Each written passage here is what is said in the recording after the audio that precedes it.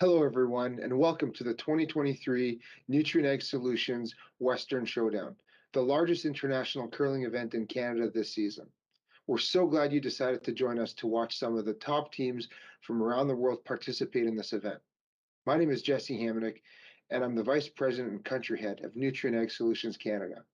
Like farming, curling brings our communities together, and Nutrien Ag Solutions is committed to promoting the diversity of sport within the communities where we work and live. We're so grateful to the Western Showdown team for allowing us to partner with them to bring you this event, and I want to wish you all, the teams, a safe and successful event. Hello, everyone, and welcome to the 2023 Nutrien Ag Solutions Western Curling Showdown. We're so glad you've decided to join us to come see some of the world's best curlers participate in this event. My name is Jim Grundy. I'm the branch director for RBC Dominion Securities here in Swift Current. Our branch is not only a huge fan and support of curling in our community, we're also proud to support the 2023 Nutrien Ag Solutions Western Curling Showdown, as RBC is committed to working with our community to promote and celebrate vibrancy in sport in the community in which we live. Thank you to everyone on the organizing committee for putting this great event together, and on behalf of RBC Dominion Securities, enjoy the tournament. Saskatchewan, you know SaskTel because we are everywhere. Because being everywhere keeps us connected to you. With SaskTel sponsorships, we get to be part of your community. We're here with you, and we're here for you. It's easy to get started. All you need to do is apply. SaskTel cares. Always has, always will. To apply for sponsorship, visit sastel.com/sponsorships.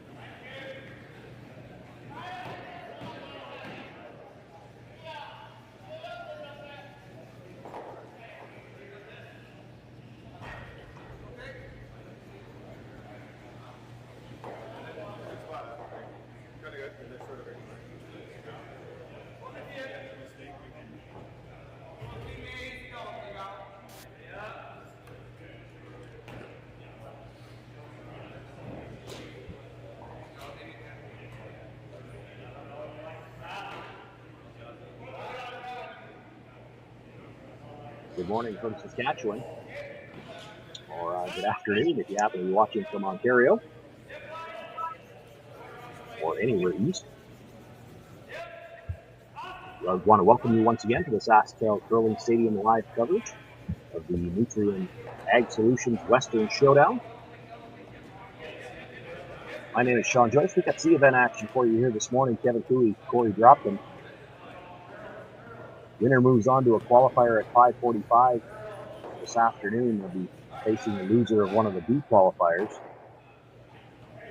If you lose this game, you go home. Big game here for these two teams. We've got action already in the first end. The center guard thrown up. Rock around to the top 8 foot. A freeze. A draw to the corner. A hit. Now onto the 6th stone of the end. This is the second for the Dropkin team, Mark Fenner.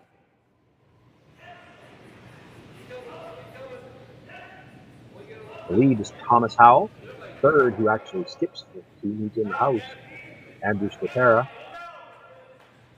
And on the right, if we look at it there, the 4th thrower, Korey Dropkin.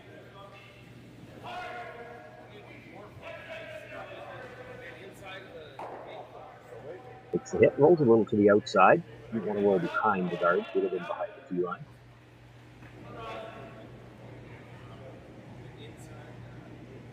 He asking for the hit now from second man Jacques Gauthier. The lead for the team, sweeping on the right. Eric Martin. Tyler Tardy, the third, indicating the white might be down just a little bit.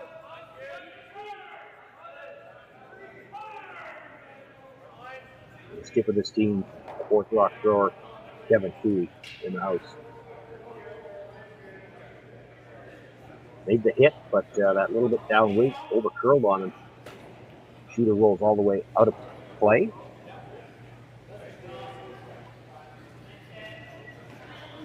Barrett's content to play to that open side.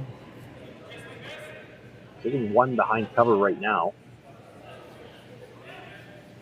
Love to just keep playing out to the corner for the rest of the end and try to secure an easy boost. Nothing out of the brushers here. They're not even bent over. That's usually an indication this might be a little warm. Starting to curl and maybe slowing down while it does.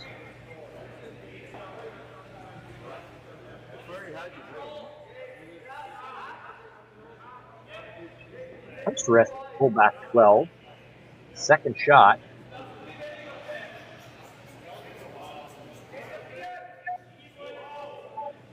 Kevin Cooley not willing to concede the easy boost. Going to play the come around. Tyler Tardy, left-handed, so this is an out turn.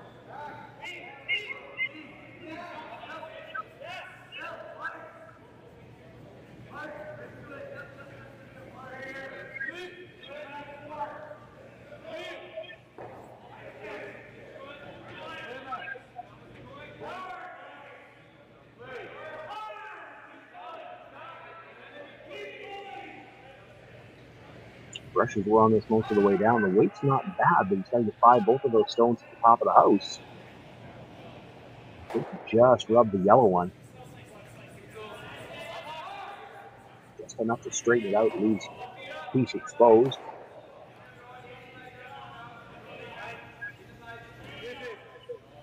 Enough for Andrew Scotera to make a play and probably hold the shooter.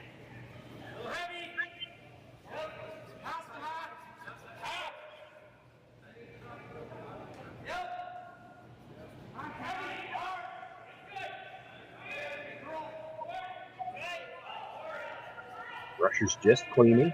Now they've gone to the offside sweep looking for some extra curl.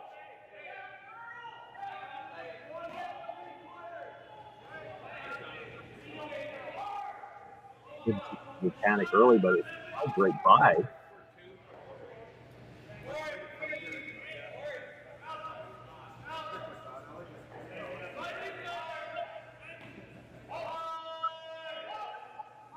The spot is to eliminate the yellow stone back 12 foot, try to roll and sit 2 of these.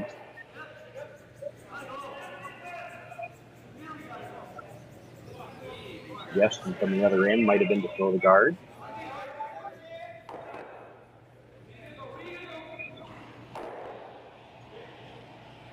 Might be looking at the run back as well. Kevin wants to talk about it. Tyler Tardy going to make his way down to the far end.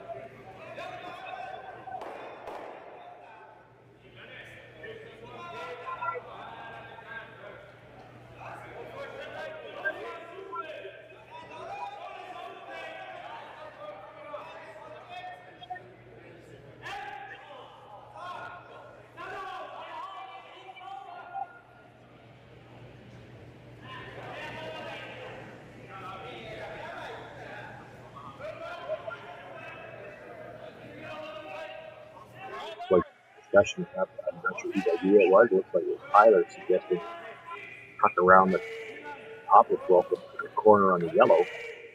Great shot if he make it. It's a hard shot. It's very close to what he gets through, though.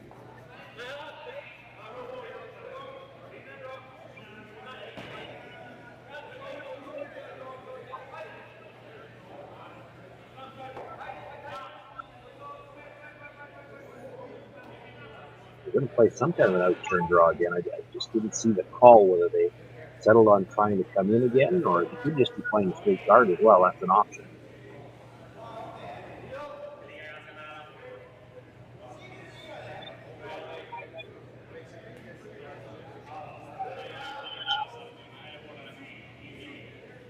Rushers just cleaning early. Waiting on the line, really.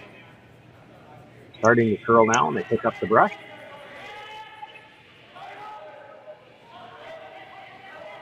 Looks like they were playing this as a straight guard all the way.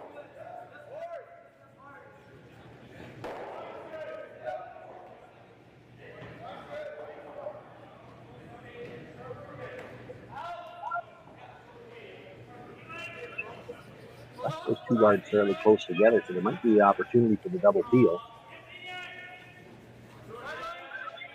Like the call here is Anderson looking to try to hit the center line first, come across the top, and the other one clip it, and hopefully the shooter's up and out of the way as well. Nothing out of the brushers. This time he's a little wide on the first one. Might have been a hair wide on that one as well. Hit them almost at exactly the same time. Did probably hit the one first because it's still on the right side. Leaves his shooter for a guard. He did hit that first one a little thicker.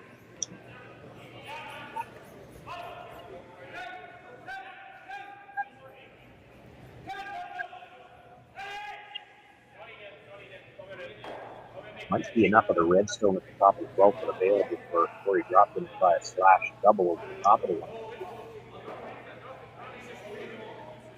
Kevin Hughes is looking at. He'd be able to hold the shooter if he made that. Kevin was thinking about hitting this Yellowstone fast 12 foot on the last one. He shot at them now. Hit and roll into the 8 foot, sit 2. Even if Korey Dropkin makes that slash double, you're still not rocket fast.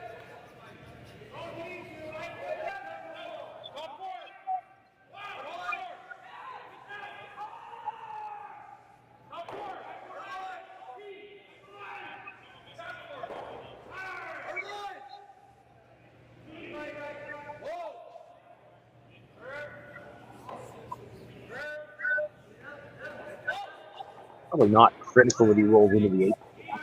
Korey Dropkin's going to play something on the drop in the middle, but very important that he stick around.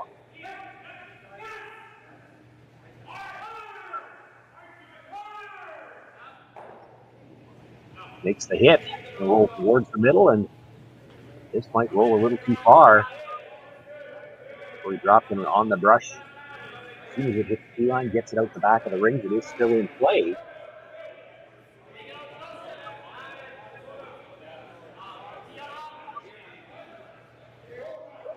Korey still thinking he's got room around the outside to play. It'll be the in-turn for him. In-turn tap on the shot stone, roll to the outside, sit 2.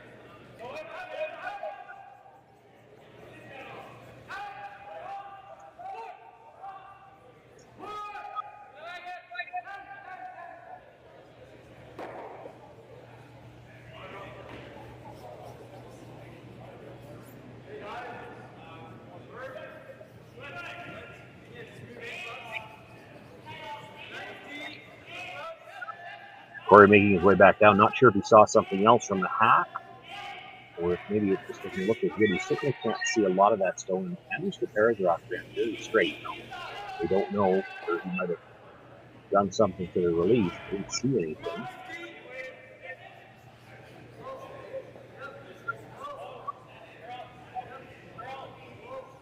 It does look like they tightened up the rim.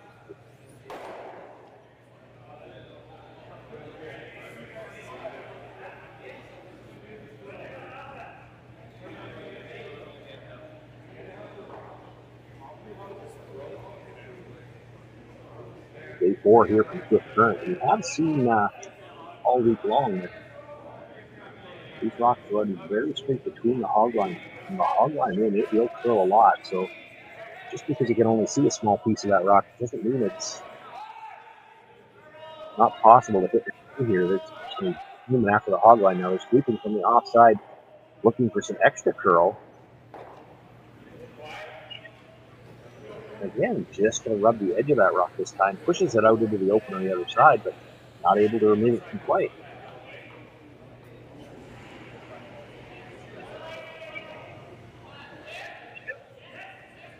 So that's 2 already down that side that ran a little straighter than we expected.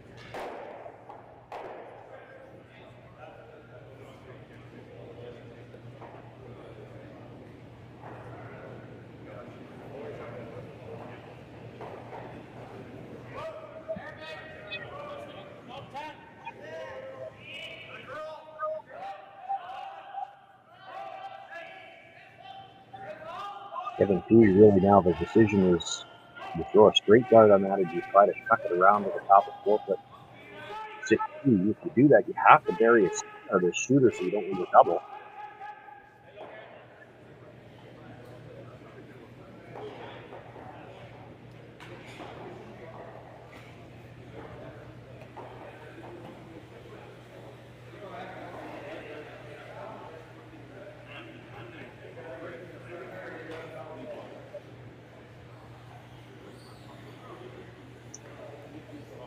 But the indication is they're going to try to come into the top of the 4-foot, sit 2, get a sliver of your shooter underneath the yellow stone at the top of the 8-foot. They'll also protect against the no shots.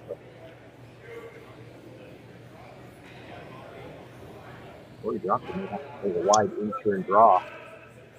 Try to catch the edge of the button. I think he always got left to score.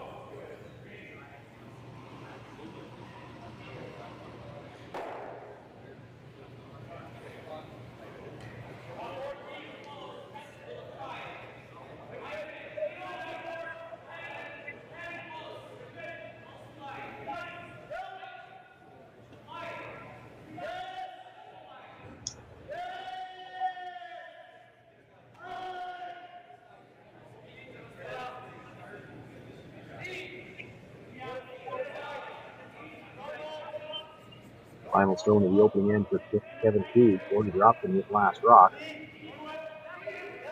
Pugh sitting 1 right now on the corner of the button. It's open. Need to bring another one in top 4. Brushes it close, but looking for curl. Sweeping for some curl. He's got to get the edge of this rock under cover, or he'll leave a double. Even thinking they might be able to chisel in off their own. I think I heard a whoa call at the end there, maybe thinking it was just freeze, but it was too late to make that decision. Doug leaves the chance for Korey Dropkin to make the double.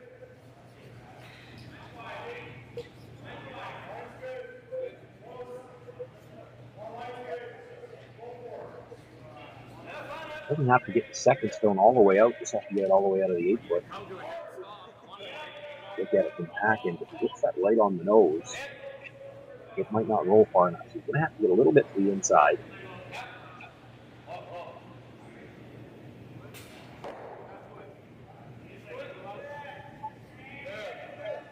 Andrews Ferreira clean up the path just in case they jam the first a little bit too solid. Again, it doesn't have to leave the ring, it just has to leave the 8-foot.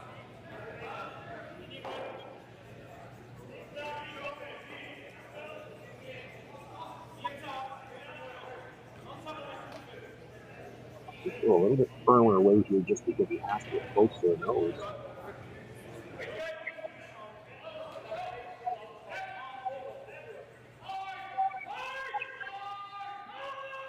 He's starting the curl. Got to stay close to the nose if he's going to hold the shooter. Makes the hit, catches both reds. How far is the shooter going to roll? Now the shooter stopped before the red one. Put 2 points on the board for Korey Dropkin. He'll take a 2-0 lead here in this C semifinal against Kevin Pugh. Pugh will have last rock in number 2. Light up your love for curling with our customizable neon LED lights from Letterlands. Choose your new neon mixed doubles partner or make a statement with a neon curling rock in your window. Also actual Letterlands. Use discount code WHOA for 15% off. Only at Letterlands.com. We asked Saskatchewan what they know about 5G. More speed, more innovation. It's gonna make our lives a whole heck of a lot easier. This is what 5G looks like. Better, faster. Sounds like one more G. Sounds pretty good. I don't know what it means. All you really need to know is the future of 5G is here and will continue improving through investments in network technology. Swift Current is great because everybody that we do business with, we know on some sort of personal level. What I love about Swift Current is the vibrant arts and culture community. I really like Swift Current. We are not a big city, but the size of the city is really good and we have everything. Swift Current is a great sports town, great teams and great fans. People say, good morning, hi, how are you, even though we don't know each other.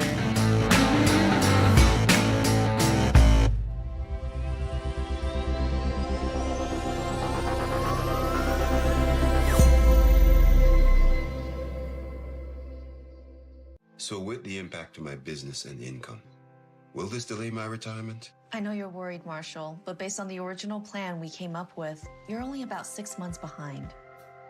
I thought it would be years, not months. You should feel good. Remember, you've got a plan. Thanks. With change comes questions. See the impact of your money decisions before you make them with RBC Wealth Plan.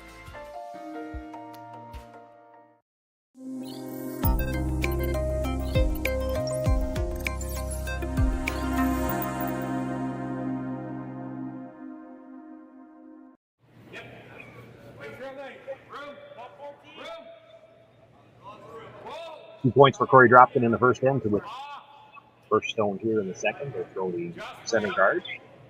Getting through to the corner guard. Now the come around attempt for Thomas Howell.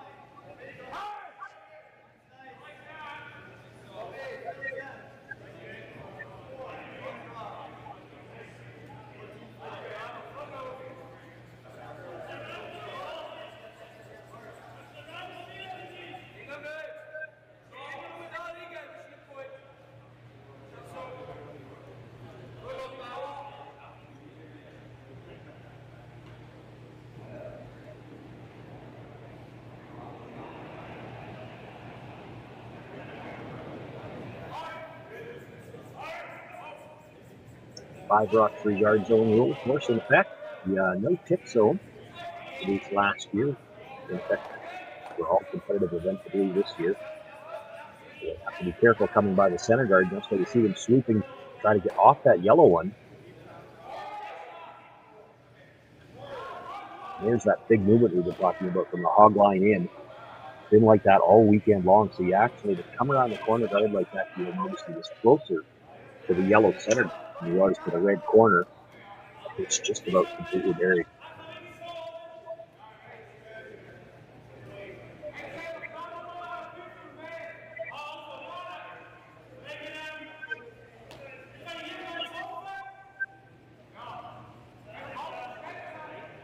Hard to do anything good with that red on the corner, so Mark Kennedy has to come around again, sit on top of their own shot stone, sit 2 in the middle, behind cover.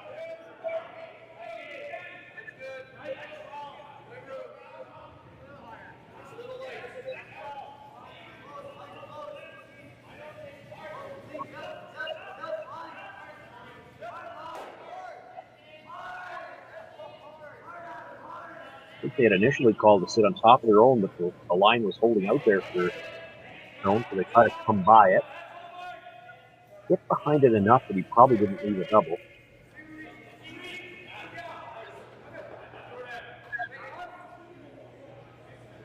That was the 5th stone of the end, however, so no more free guards. Nothing really thinking about playing the run back. Might be able to get rid of all 3 yellows and get the shooter ever so slightly off the center line. Might be able to get it very far off if he's playing triple.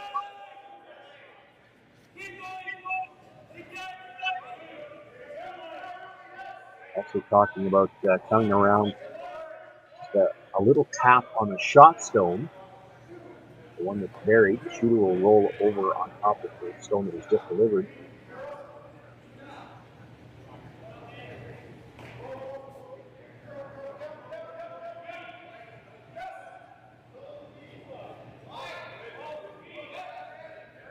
Jacques Gauthier. It looks nice. They're waiting for the curl now, sweeping from the offside to try to get the extra curl.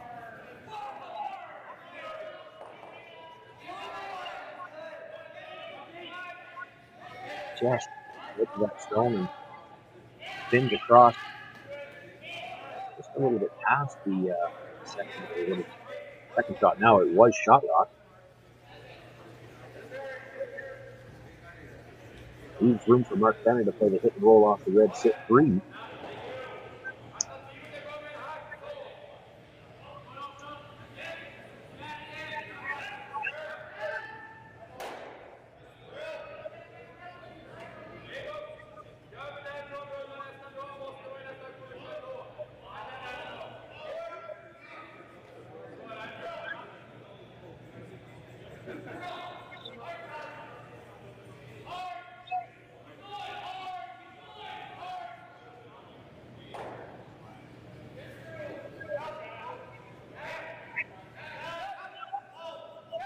Again, having to sweep from the offside to get some curl makes the nice hit and roll into the pocket of the two yellows.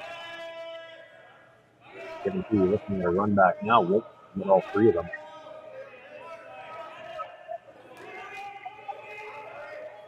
Can kill two, maybe could kill two and the guard. Stuff it.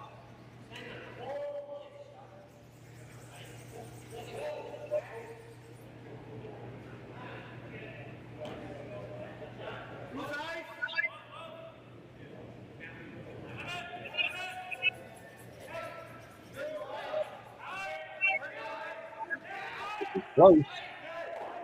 Makes the hit, drives it back. Oh, just rubs the side of that red shot in the pocket. Moves all the yellows around, but doesn't kill any of them. Gets the shooter off the center line. Still a better situation now for two than it was.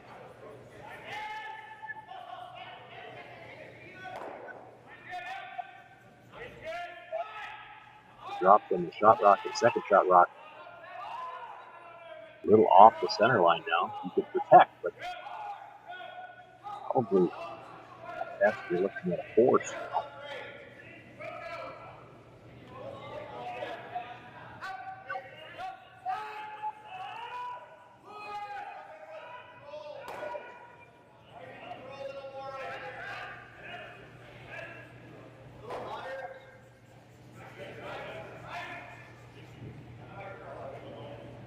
Most of the reason for this question is it's got nothing to do with what you can make. It's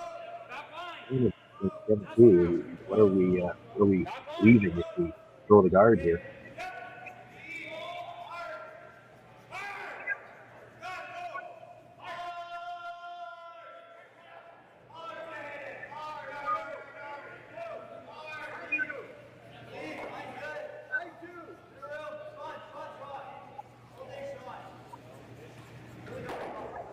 So they're looking to bring the guard in fairly tight. Just fully across the center line. Enough so that they don't leave the port through the shot stone and take away as much of the middle as they can. They don't want to leave Kevin the thin double off the stone in the 8 foot either.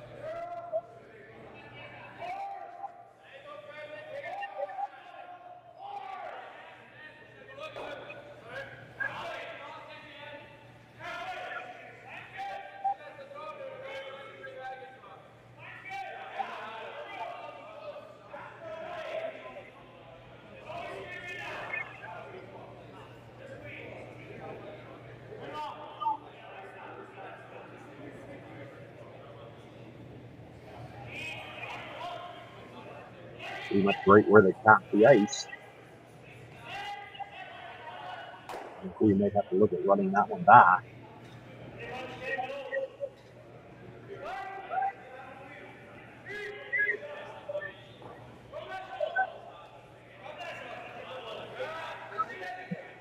Run back's really his own chance to get rid of both the yellows and the 4-foot. The risk with it is just because of how straight a line those rocks are in. You could jam both of them. You could double jam the guard coming back, jam the one at the top of the 4 on the one at the back of the 4. You'd be a little unlucky to put it like that and not get one of them out.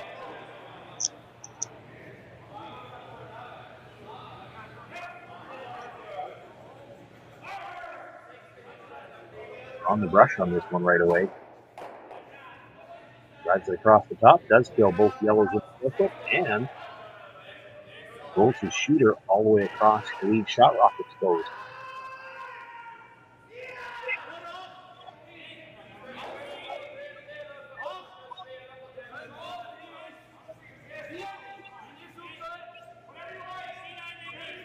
Now Korey Dropkin's got a there for his first thought was to come around the corner. The problem with that is that stone at the top of the 8-foot is wide open. You might leave a double from that stone. If you're buried around the corner, that would be two shot behind cover. You can't leave them that double. They're going to let the guard shot stone.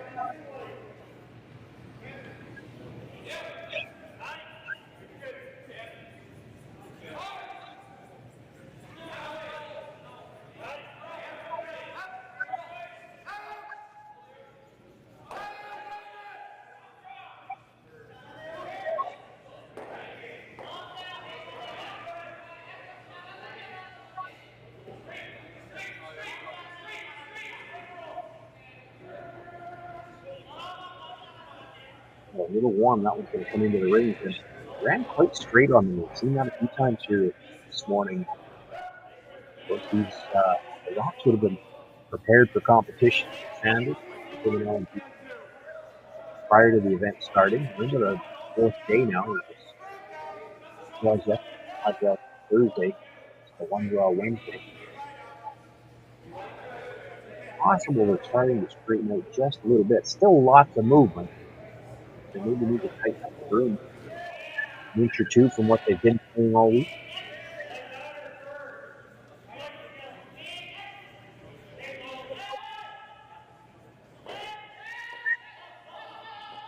Big opportunity here for the Blue team. They give up 2 in the first.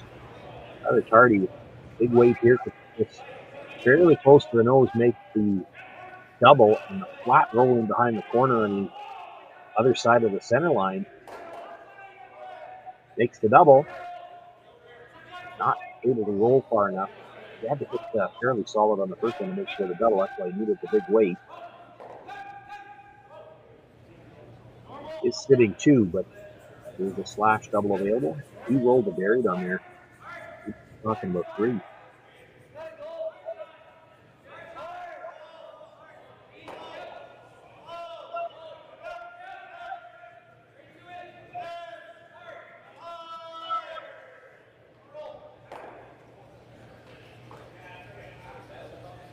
Korey Dropkin here.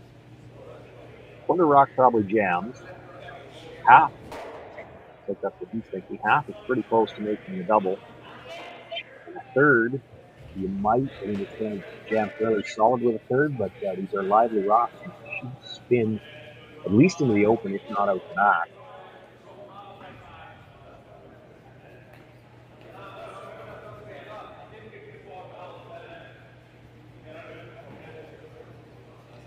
Not sure what kind of weight he's going to throw here. If he wants to hold the shooter, what he needs to hit, can't throw it real big, and doesn't have to make the double. Got a little bit more room for error, though, if you throw up weight.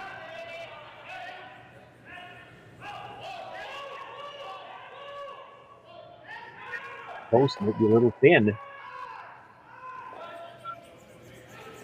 Fairly solid jam on the second one, but should spin back into the open.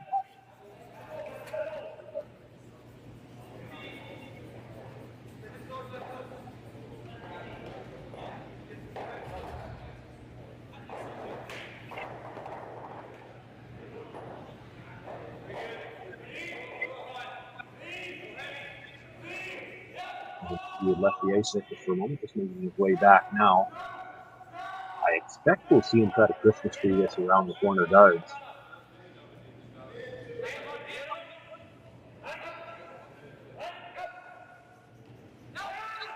Korey Dropkin's got just all of that stone. So if you don't do something over there, you leave the possibility of being rolling in behind cover.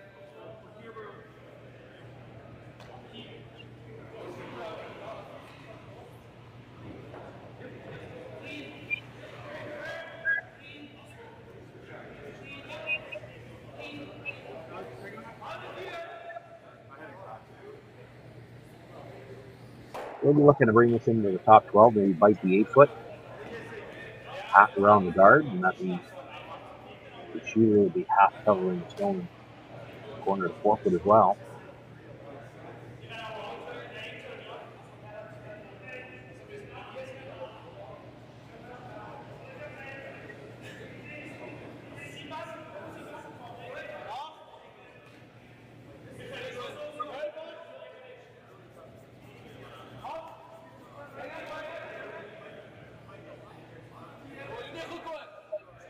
He's very much a creature of habit. He's got to throw these draws. You know he's always going to discuss away from the front end.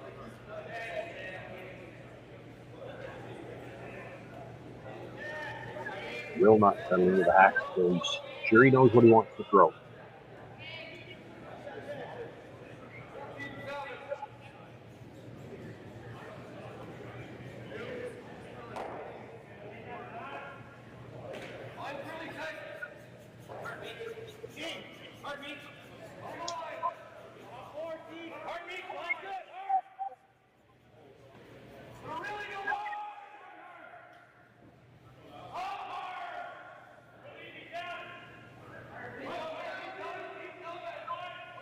Derek Martin on the brush from the inside.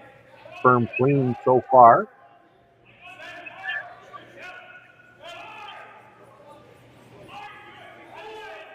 Got room by the guard, but this is really curly. Might be a little strong as well.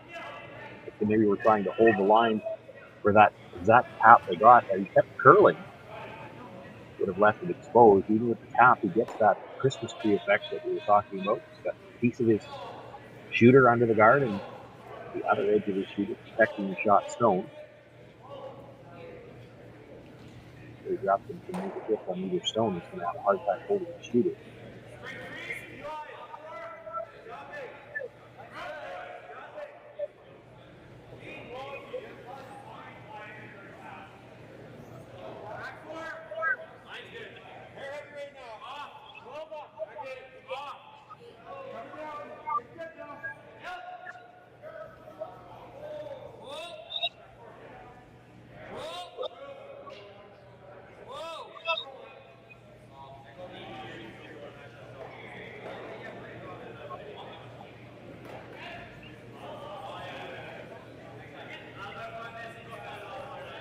Really much Korey Dropkin can do here to prevent the deuce. So to make sure you get this rock out of the ring, not too worried about holding your shooter.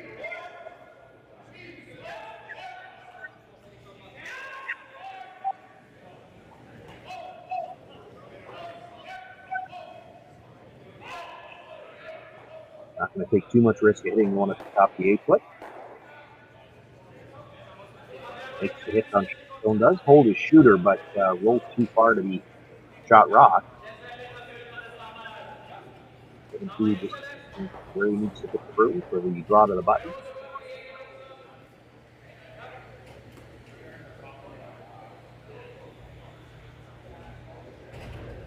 Kind of spying a little bit in the preview. I think the preview is available for viewers at home as well if you're watching. I think this might have been decided through this draw to the button.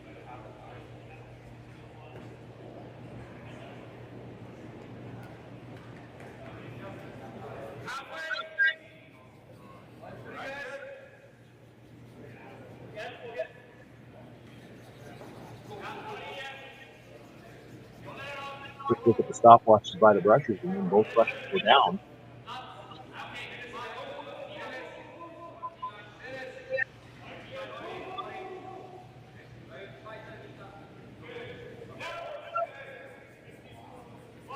Martin never lifted his brush, but he did have the head up on a few times. And that stone right in the top of the 4-foot, 7-2. Answers that deuce in the first with a deuce of his own here in number 2. We're all tied up. 2 apiece. Korey Dropkin will have last drop in the third.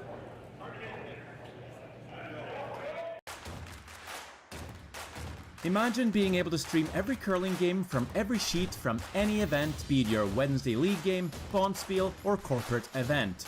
Curling Stadium offers an all-inclusive streaming solution featuring high-quality cameras, ease of use, great reliability, and minimal installation.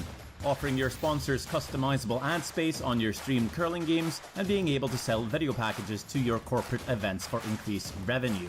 With Curling Stadium, you can stream to any device, be it your mobile phone, tablet, or computer. Push the feed to your desired platform, be it Facebook, YouTube, or any other social media. Curling Stadium is simply the way forward. Where it's commonplace in other sports to televise every game, we want to do the same. Curling is a global sport, and it's time it gets the coverage it needs. Make your curling club the next Curling Stadium. Well, what do y'all think? Too blue? Not blue enough? Try this. Makes your eyes pop. This could be our best yield yet. And didn't we get this seed at a great financing rate? Yeah, we did. Iced tea? Great idea. Let's talk more about next year. I got some thoughts. And I've got some numbers. Nutrien Financial. Financing that's in the field with you. SaskTel Be Kind Online wants to stop cyberbullying. Want in on the action? We award up to $1,000 for youth initiatives that help spread kindness and prevent bullying. What great idea do you have to help stop bullying? SaskTel can help. Go to BeKindOnline.com and apply for a grant today. Together, we can make a difference.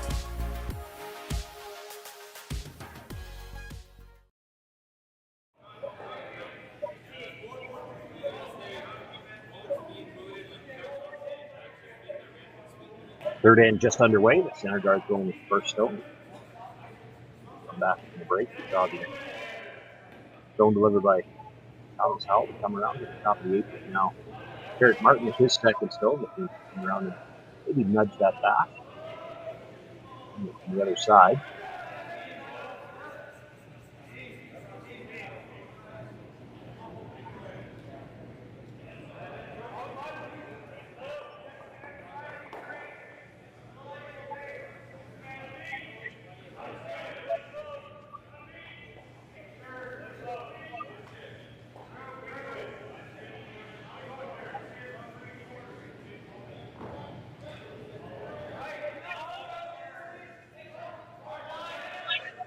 Rutch is really working hard to try to get this right down to the face. Leave a little bit of space between the two of them. Nice angle. See enough of the red to the yellow.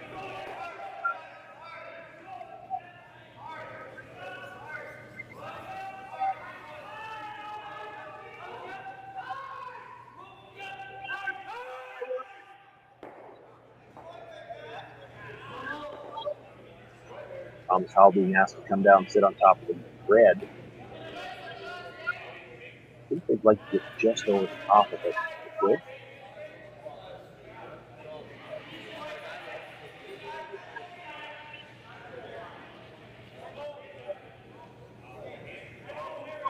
Not sure from the body language. It sounds like they're not necessarily thrilled about that call from the other end. They're going to go right around everything except two.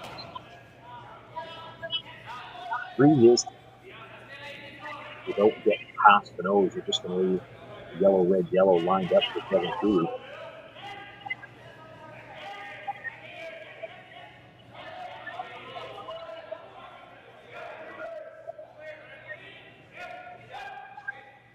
This one's starting to curl already.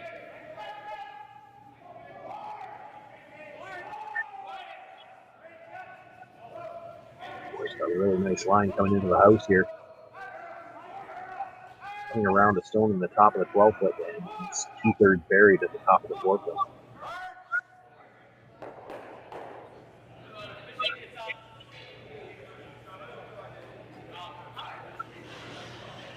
Jacques Gauthier will look to follow that down, sit on the face of it. Maybe on an angle, the corner. Stone to make a play on the yellow later.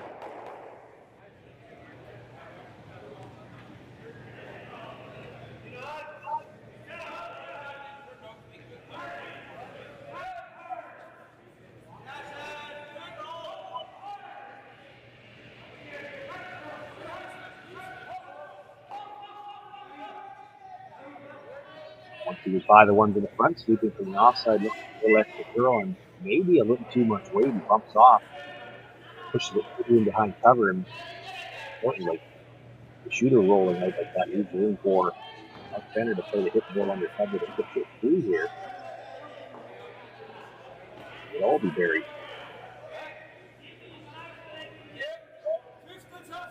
Given through, expecting the shot to be made.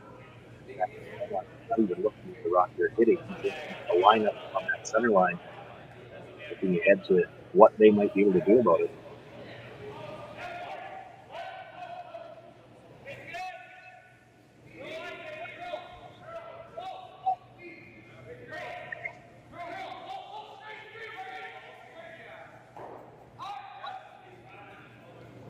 The hit rolls right across on top of the zone. He's got 7-2 is looking at. You can see enough of that red. Drive it onto the yellow in the 8-foot.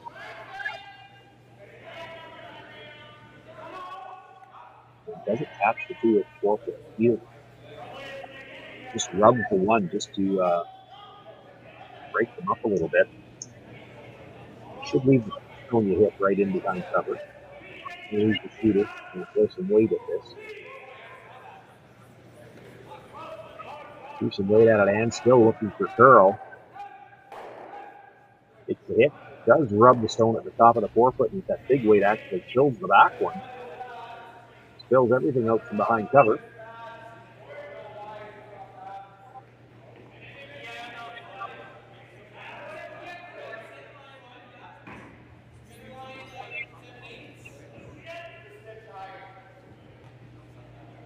Mark Fenner being asked to make a hit on his second shot. You saw the indication. Want to roll to the outside. Don't want anything to do with that guard. Keep the 2 yellows well spread out.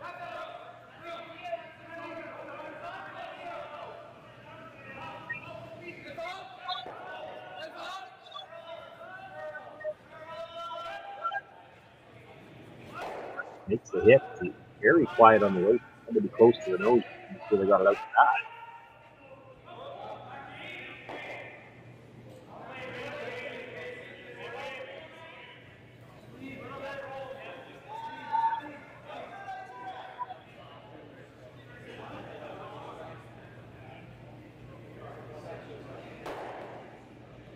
Looking for a hit on what his second shot stone. One just delivered a roll under cover. They could make a roll under cover on the shot stone as well. With Wildmore's, you might be behind the tee line, even if you're not. There's separation between that rock and the card.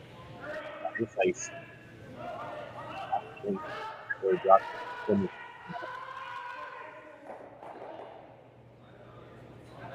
Make the hit. It's a bit of a rollover at the edge of that rock under cover. He dropped his first thought was to play the hit on that stone roll to the corner. Have to be a little careful with this. Can't see all of it. If you hit it too thin, you put it onto your own.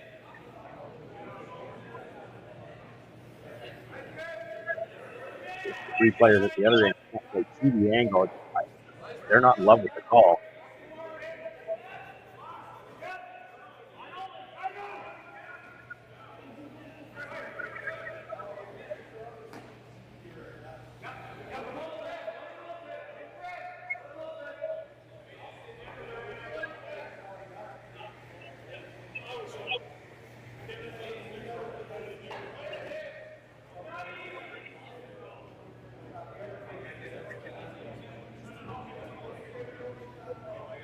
Kind of caught between the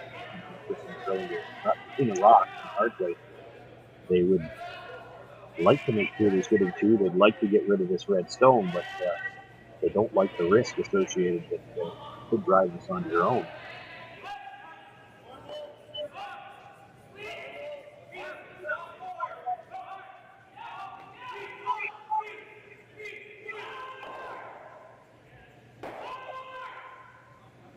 He's very quiet weight, knowing that he needed to get as close to the nose as he could. And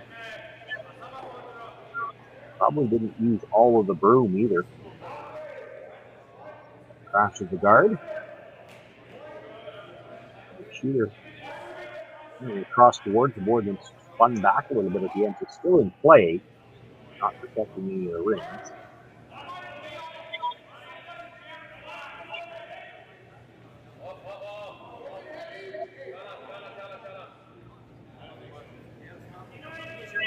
Gives Tyler Tardy a chance to make a play on shot stone. Got a hit for 2.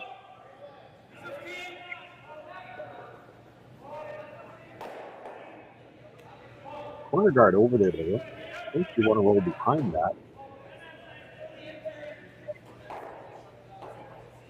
Roll behind the corner and see Korey Dropkin call for the corner free to it. See if it's going to get a boost. Now they have to make it as a hit and roll if they're going to get buried.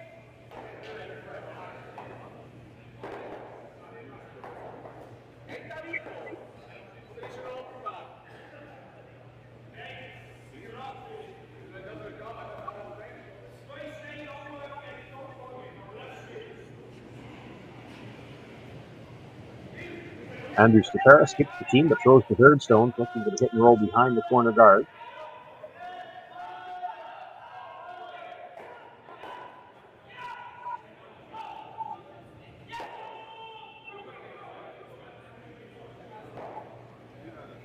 Makes the hit, but it's going to be a little thin.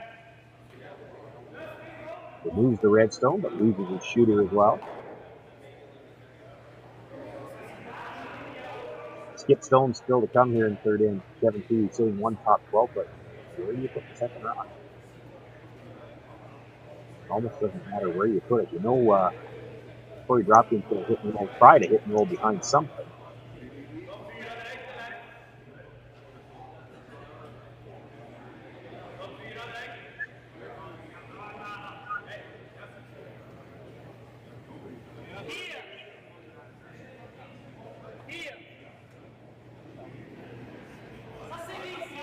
Indicated top 8, but thinking there, if you go top 8, but Korey Dropkin makes the hit and roll behind something, it's going to be a shorter roll, or pardon me, a shorter freeze,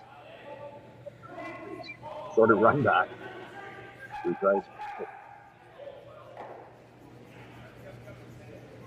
I think they've indicated they want to go back to the ceiling. So then, if Korey Dropkin plays the hit, regardless of which way he goes, whether he goes behind the corner and makes the roll perfect, he should be behind the key line. He would have come down to the freeze.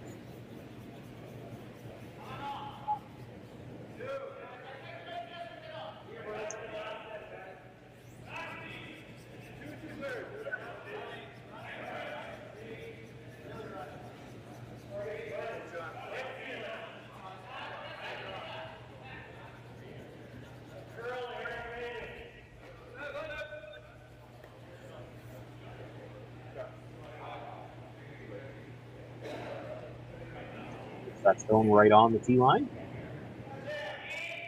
It is shot stone. Go 4 foot. Korey Dropkin got to roll either way. He can roll in behind the corner. Longer roll to get behind the corner, but safer. And I say safer, and if you roll behind that stone in the top 12 foot, behind the tee line, 7-2 is 3 to screw it. You are not going to have a lot of room to screw it.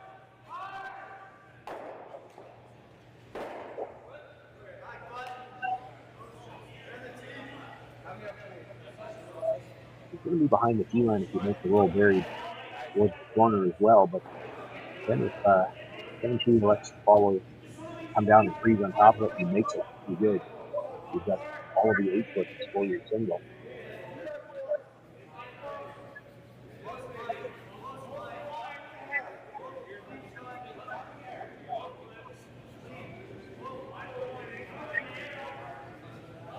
You have to be careful, you know.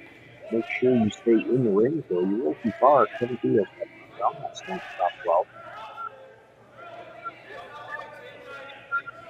They need some curl here. They've gone to the offside sweep to try to get a little extra curl. They've already rolled out once this end. Makes the hit. The story of this game so far has been a number of stones that have run just a little bit straighter than what they're expecting them to.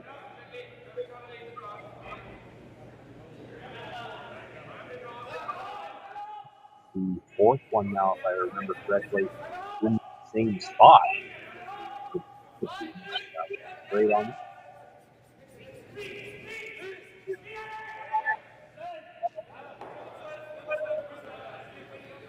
Two in the first, there's two here. So it does give Kevin Cooley a chance to come around his own stone top 12 foot.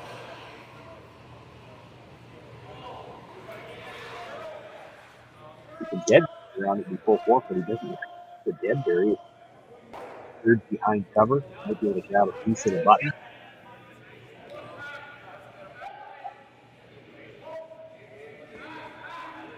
Makes it too hard for Korey Dropkin to drop the one. He dropped in the 10th for the blind.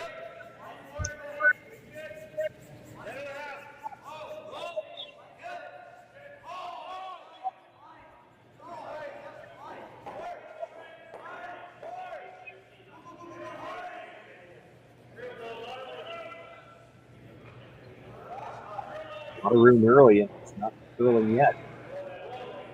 A couple of draws earlier that were already curling by this point. It's going to be a little strong. Shoot this back right away. So Dropkin meets it at the tee line. Guides it out the back of the house. So it will be a blank attempt for Korey Dropkin with that draw sliding through.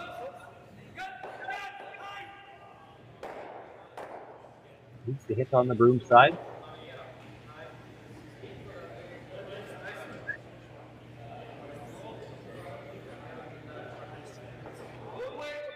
It's fairly thick. He probably rolls into his own side. That's only just barely in play, but if he rolls into that, I don't think there's any bad luck you could have where you could still end up in the rings.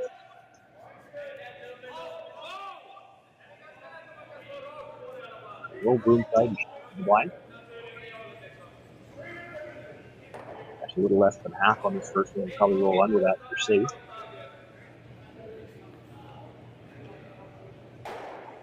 If the quarter does underneath it, it's blank. Here and in number 3, we're still tied, 2 apiece. Kevin Cooley, Korey Dropkin, winner moving on to qualifier. He will go home.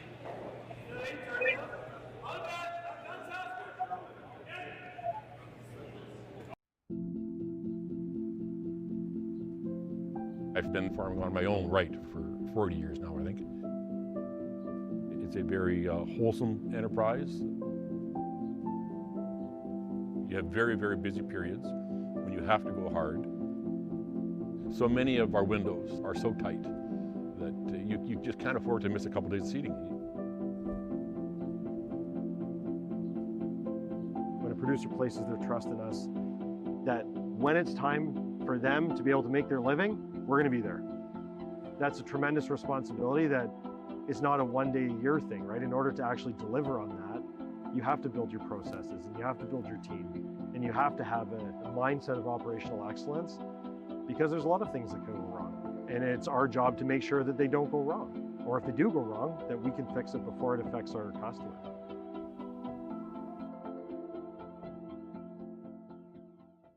So with the impact to my business and income, will this delay my retirement? I know you're worried, Marshall, but based on the original plan we came up with, you're only about 6 months behind.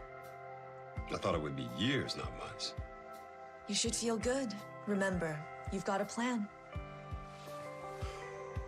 Thanks. With change comes questions. See the impact of your money decisions before you make them with RBC Wealth Plan. Light up your love for curling with our customizable neon LED lights from Letterlands. Choose your new neon mixed doubles partner or make a statement with a neon curling rock in your window. Also actual Letterlands. Use discount code WHOA for 15% off. Only at Letterlands.com.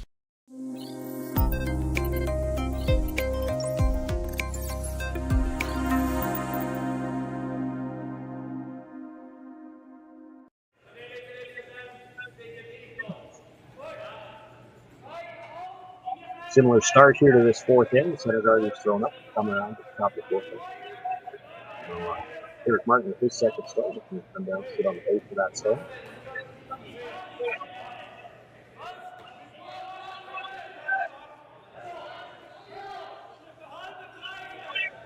mentioned going into the break that either this team will be eliminated. Say, from a point of view, that's one of the advantages of triple knockout. The more you stand, if you're still playing, you're still alive. Women's event on here as well at the Nutrien Ag Solutions Western Showdown, playing round robin pools. There will be teams playing in the next draw, sitting at 2 losses. Not only needing to win themselves, but they'll be looking around. They need some help from some other teams, and that's the little difference that you see in a draw with a round robin pool. You're not always in control of your own fate. These two teams know as long as they keep winning, they keep.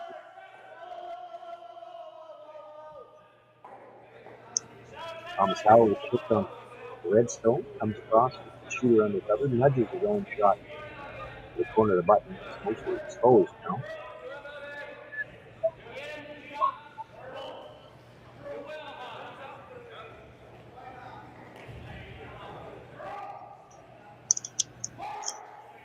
Okay to run the guard back. I heard the call. It's just a normal weight. They'd like to stick it. Cover. Keep the guard up in front of the rings as well.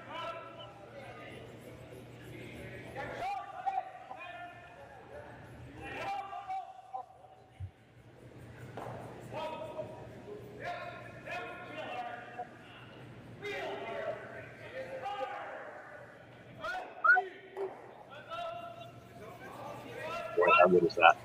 Run the guard back about 7-8 feet. Sticks it on the top of the forefoot, dead in behind cover.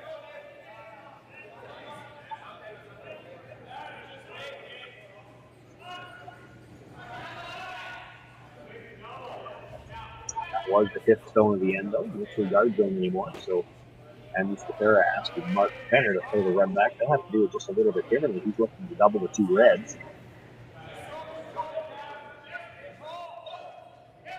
Has to throw just a hair past the face. Makes the hit, catches the 2nd red, rolls the shooter to a corner guard.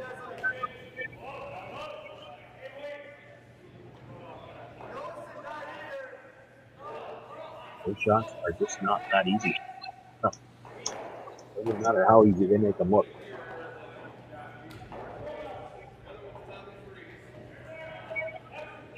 Fairly open situation in the house now. Favors Korey Dropkin. He's got shot rock on the edge of the floor and corner guard. And do not have to go too crazy here this early in the game. So he's just going to hit the shot stone. Rolls across to the back of the 8-foot. Has a sliver underneath that corner guard at least. Not sure he wanted that roll.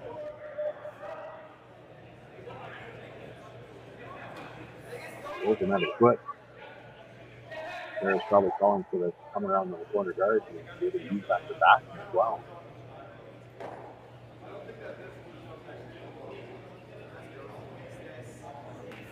As it is, asking Mark Penner to play the hit roll back towards the center line. And get a little deeper in the house still.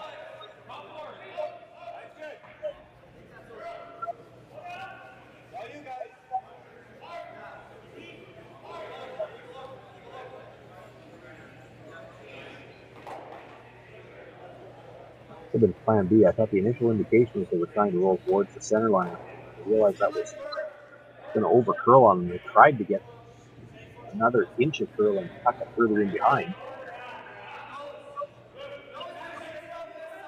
Ends up making the hit, stays right there. The same attempt for Chuck Jay. Oh, pardon me, it is Tyler Tardy. We're on the 3rd stones now.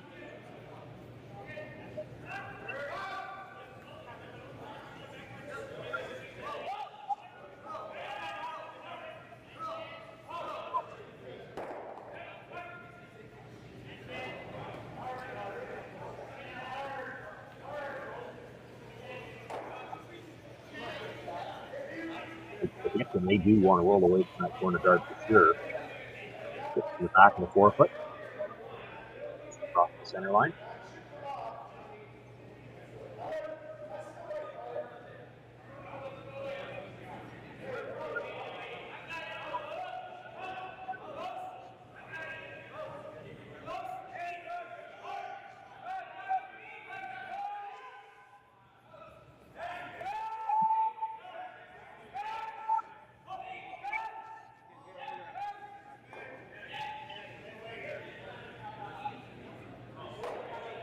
And Shapiro with the hit stays there.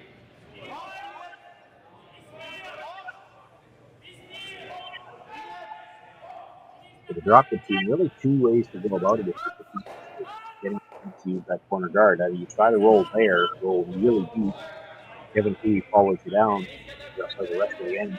Behind the corner guard, got to set up too. Or you look to exchange nose hits here a couple of times. And then when you play the hit over, you should be in front of the 2 line.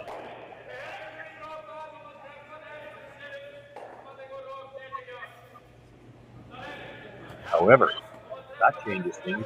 Tyler Hardy not able to make the nose hit, rolls over to the corner of the 12-foot. You want to hit that. Korey kind of deferring to the far end and get the 2 shots. If you play the hit and roll behind cover, they'll be well behind the 2 line. Or you could just draw around your own corner guard, and even if you leave half of it exposed, the red stone at the back of the 12-foot is one that's going to do with be careful not to jam on. This is a very defensive call.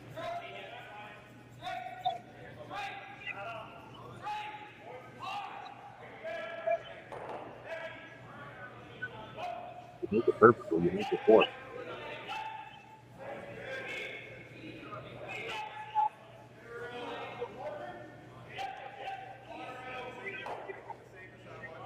Makes it, stays right there.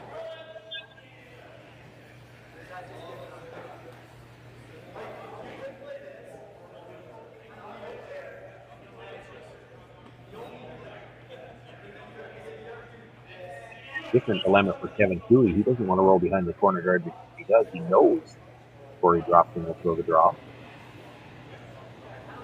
I think the discussion is they'd like to roll past the guard, maybe into the back of the 8-foot, closer to the center line.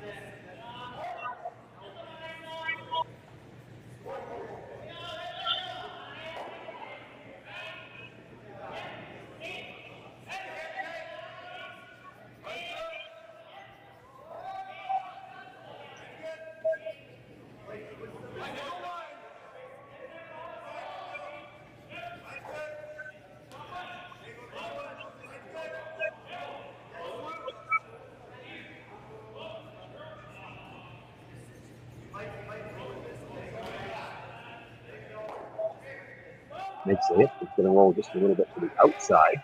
Does hang on. Half the shot drop.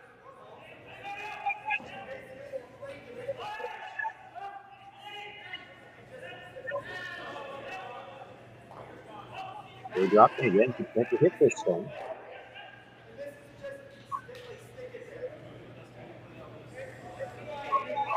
It's indicating now they're looking for the nose hit.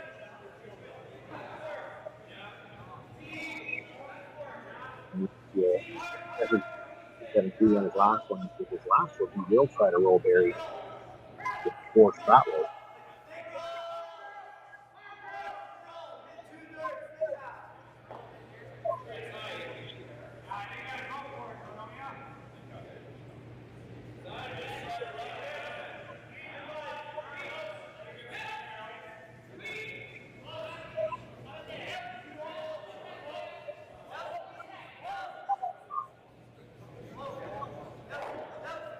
It does stay right there.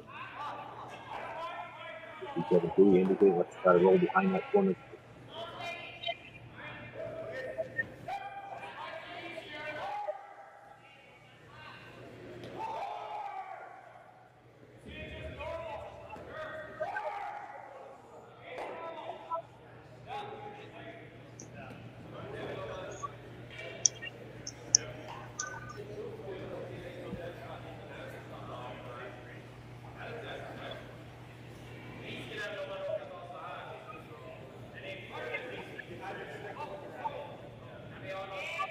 Last couple of hits here from very straight. You see that boom inside the edge of the rock, not throwing big weight, although I think they indicated this might be a little more weight than what they called for. Just past the halfway, already looking to sweep the curl. Makes the hit. Over curled that.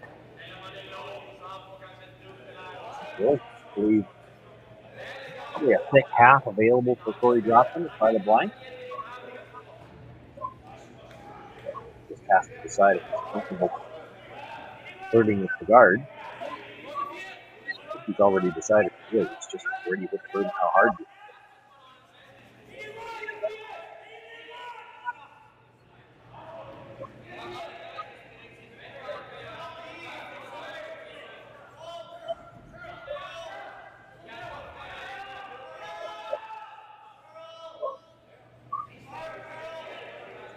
After the two teams exchanged deuces in the first and second, we had a blank in the third, and Korey Dropkin with his final stone here in the fourth, looking to blank here as well.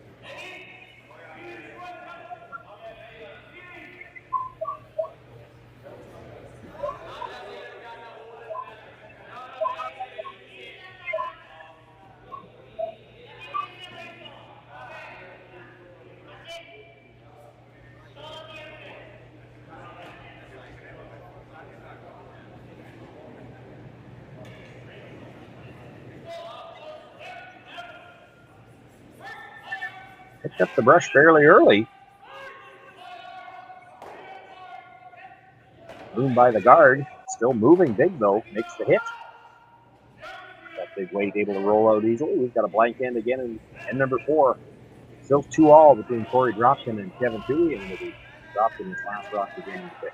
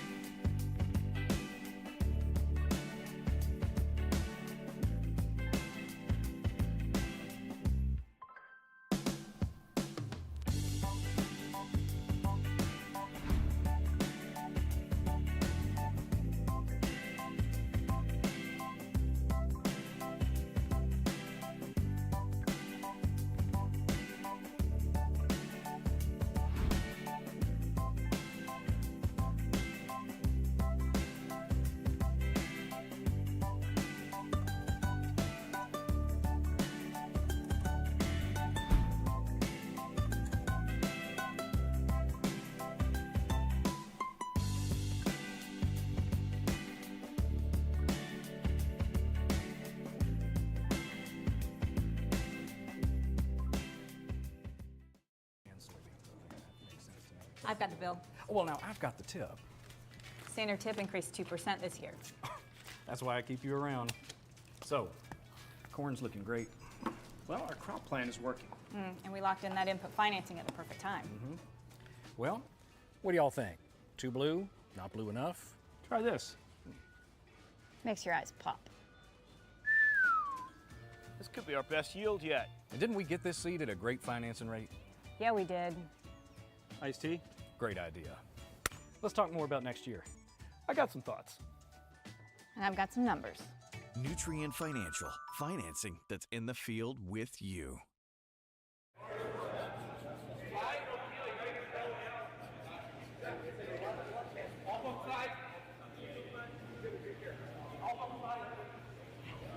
Third end in a row, we've got the same opening strip, center guard thrown. Come around. That'll be his last rock. Dropkin team. Derek Martin now being asked to come down, sit on the face of shot stone.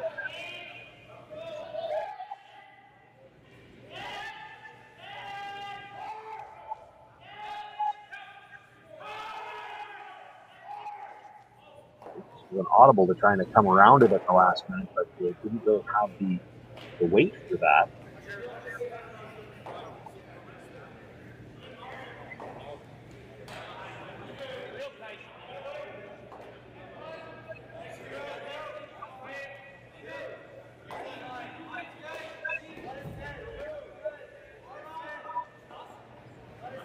The weight is actually really good for the freeze attempt. They just didn't get to the line. That has been an ongoing problem for both teams here in this game. Under curling on them just a little bit. They're a long ways off. But now, doesn't get the result we're looking for.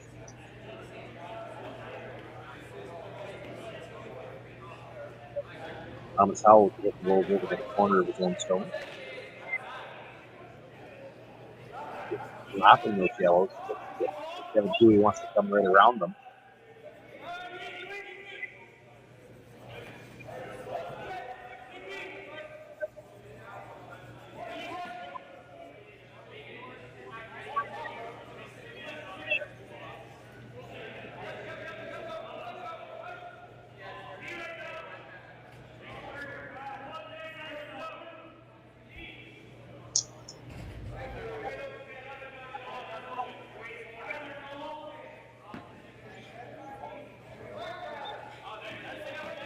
It is maybe just a little bit straighter here to get into the early afternoon, but than it had been earlier in the week. But it's still and it doesn't really change what you see with the sweepers there. It's been such late movement all week long that it really it's trying on the sweepers' patience. They have to wait so long. They don't want to sweep it before it starts to break, and then once it does, they can do so much with influencing the curl, maybe get a little extra curl if they have to bury it. That's okay with that one. Ends up early, but back 8 foot.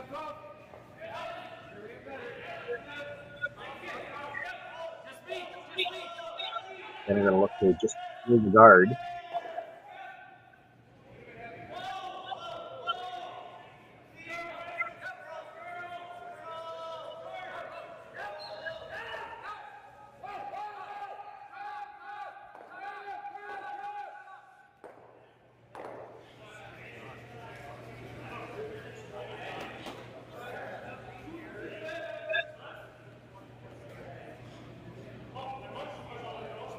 And Dropkin already talked.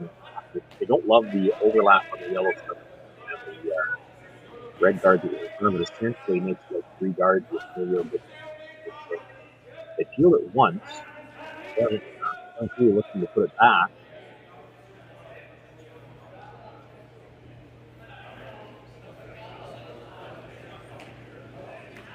Have to expect Mark Benner will be asked to do the guard again.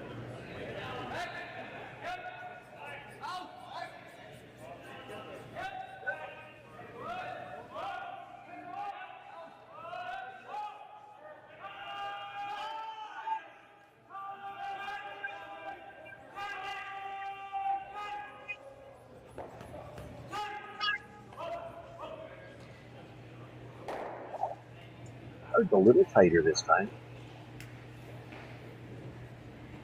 So the indication from Andy Shapira, they don't mind clipping the yellow, losing one of them, but getting rid of the overlap. Close enough now that you could take a run at that. It's probably not very likely to dead jam it. Anyways, off if you're playing to dead jam it.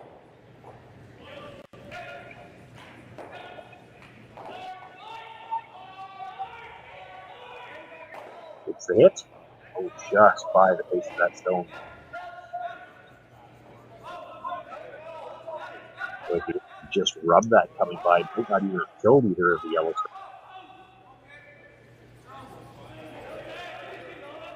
It's really enough to break up that angle.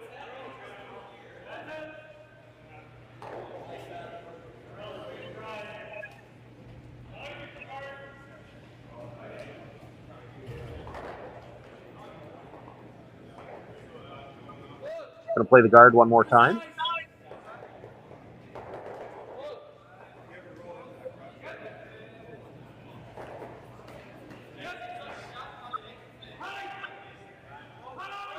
We know that at some point in time, if they throw one too many guards, the opposite team will just come around themselves. I can't believe they would do it this early. They're going to throw at least one more guard. It's going to be a little bit higher to make the attempt to touch the yellows a little tougher.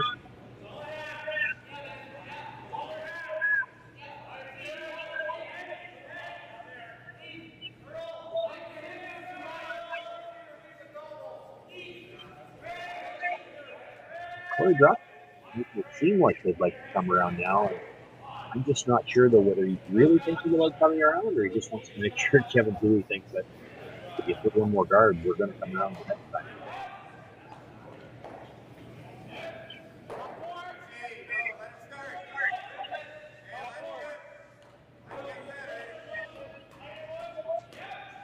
But he's going to play the draw. Got a couple of options playing the draw from it. We're going to opt for the intern side. If he doesn't get by, he might leave a better lineup on the 2 yellows.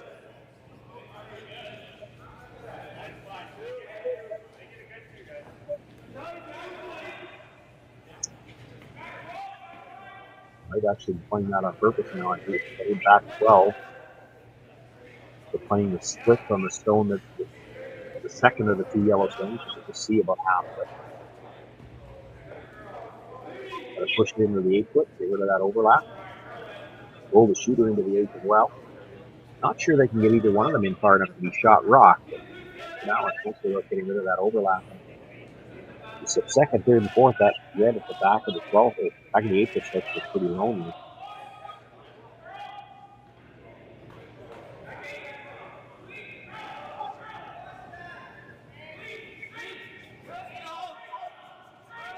Looking for some curl here. That actually looked like maybe they're playing the top one.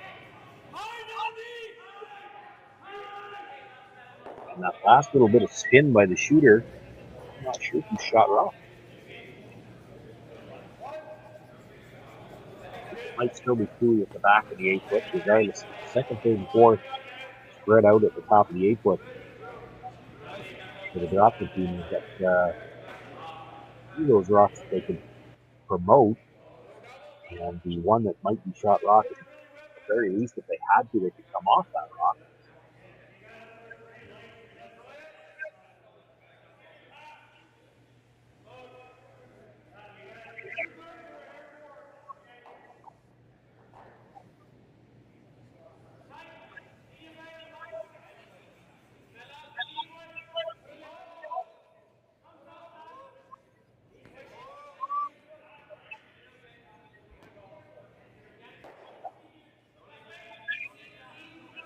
Tyler's already looking to make a hit on what is third shot rock. Come just across the face, roll in a piece at least underneath that yellow stone on the center line, and maybe create another overlap situation at the top of the 8 foot.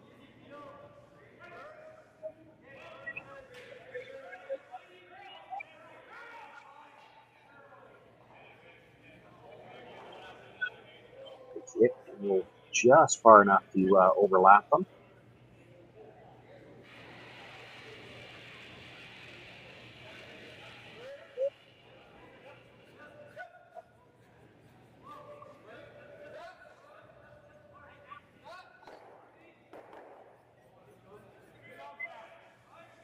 Korey Dropkin wants to hand it at the end here, so he knows what he's throwing at. Kind of looks like he hits his own yellow stone, the one that's intersecting the center line. You can't see all of it. It's hit, not hard, but back 12-ish weight. You're going to pop that red right beside it out into the open, probably into the 12 foot somewhere.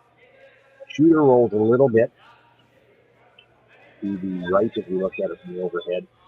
But that Yellowstone off the red is going to come back to the right as well. You could you bring both yellows over together, have the rock in the 12 foot, cover the one that comes back into the corner of the button. Again, you could be sitting shot.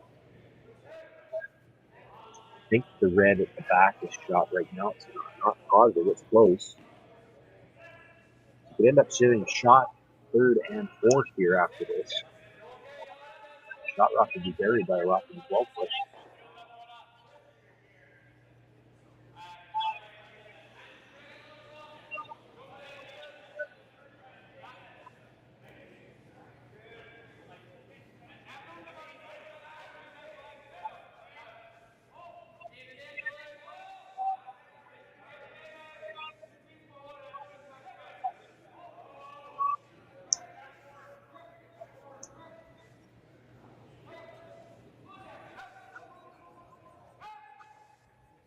questions really here is how hard you want to hit this. And then this is the spot.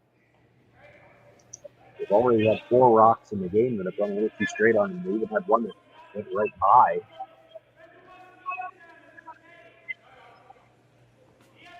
Discussion there about how much ice do we need to make this up.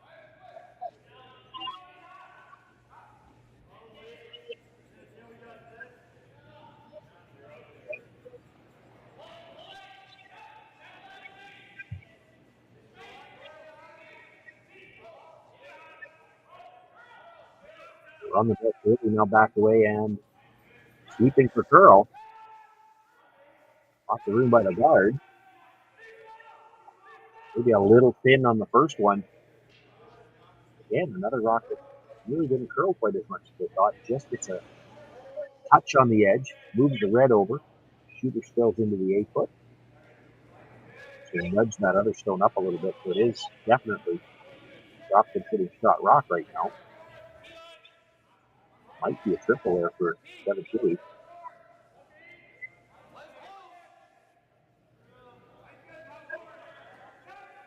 In the stone that's still intersecting the center line. Have your shooter come across back into the stone that was just delivered and then back to the shot stone.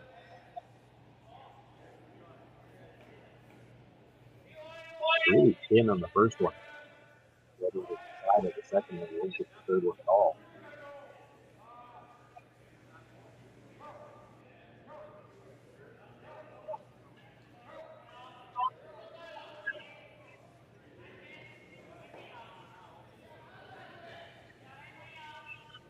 You almost can't hit that first one too thin.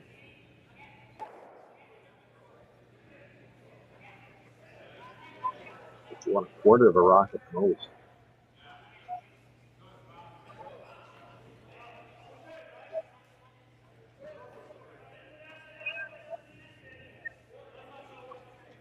Even if you miss the rock that's half in the 12th foot altogether, you just can get into the side of a shot rock right now, you'll be sitting 2.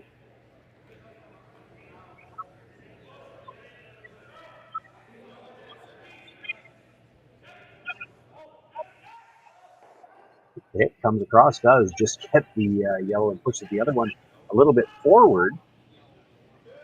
And stays corner frozen behind it to sit 3.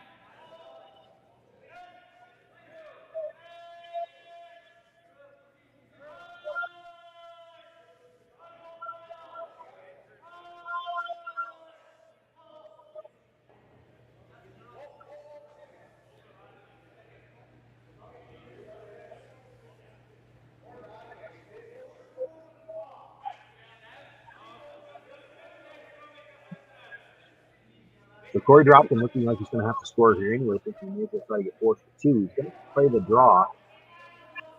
Indication is they're going to come right to the back one. This might be just because you're facing 3. Come to the back one, you expect 7-2 follows it down and probably fourth. But you put this in the front of the house anywhere in this cover. I think he's got a number of rocks you can come off of to get at it. And then you might be looking at a steal.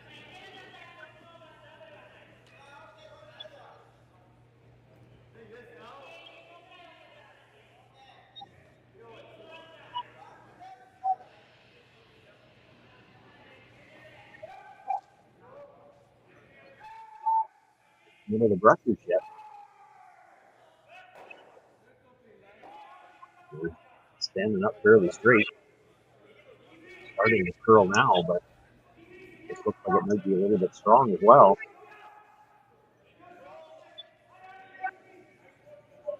The combination of that spot maybe being a little straighter today and the extra weight slides by it. The 7-2 sitting at least 2.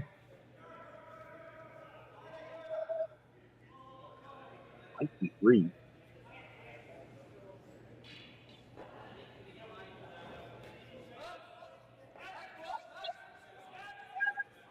Gives him a chance to draw in a spot where he may give you a steal, though.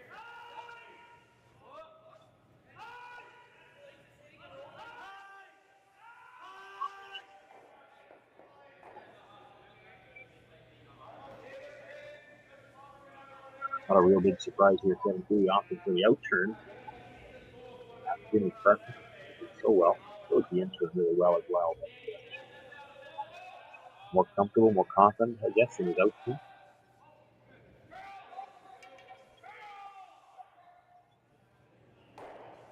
This particular case, there also could be a factor that hasn't been a problem for the Cooley team, but we've seen a number of the Dropkin team stones on that in-turn side runs up a little bit straighter today. Could just be that there's a spot in the ice on that in-turn side. Wants to bury this.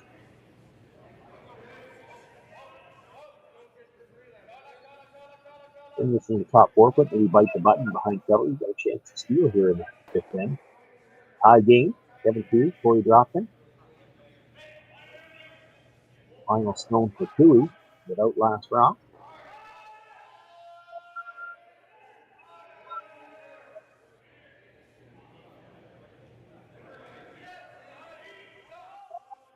Getting a little excited by the guard before like this out into the open. Maybe just a sliver. After Korey Dropkin to make it. So he's often pretty, no hesitation, often for the draw. It's a similar draw to what he just threw. Now, yes, he was heavy on the last one, but he was trying to come to a rock and back loop. But anyway, he wasn't that far off the route he was trying to throw. The line he was looking for.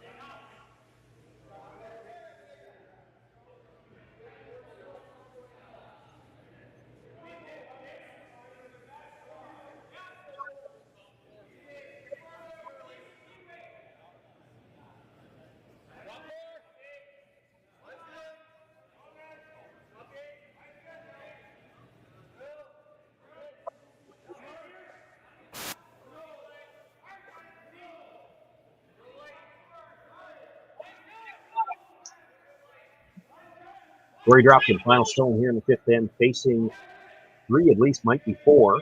Shot rock fully in the forefoot, needs a piece of the button.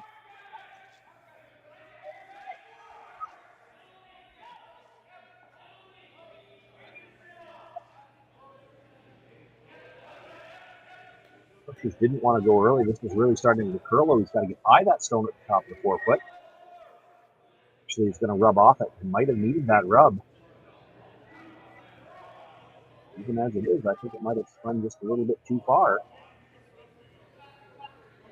Oh, close. We're going to measure. And somehow that seems fitting. We're 2-all playing the fifth. It's been a close game all the way through. And we'll be close enough for at least one measurement in this game.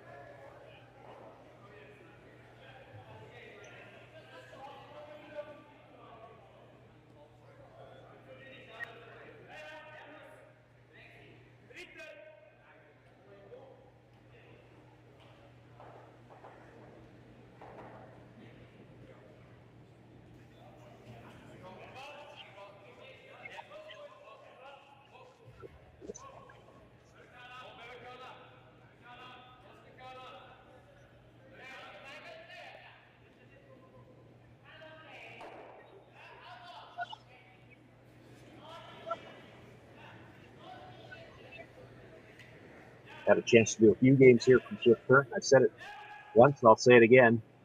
Every time you have to do a measurement on a televised game, the stick is always at the other end.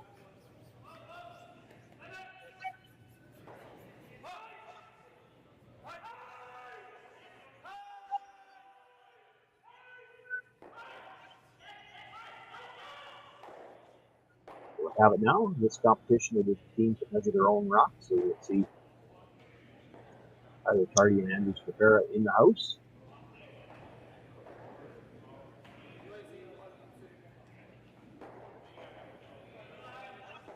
Boy, it's really close. We might have to wait to see who gets into the hacks first to determine who scored, because nobody pointed at it. We know somebody puts up a single point. Looks like it might be a steal of 1. Or dropped one thinking they might have had one, went back, checked the pinhole, but it's Derek Martin pulling a rock out of the corner. So put a steal of 1 on the board for Kevin Cooley. He'll have a 1-point lead in last rock going into the 6th. Light up your love for curling with our customizable neon LED lights from Letterlands.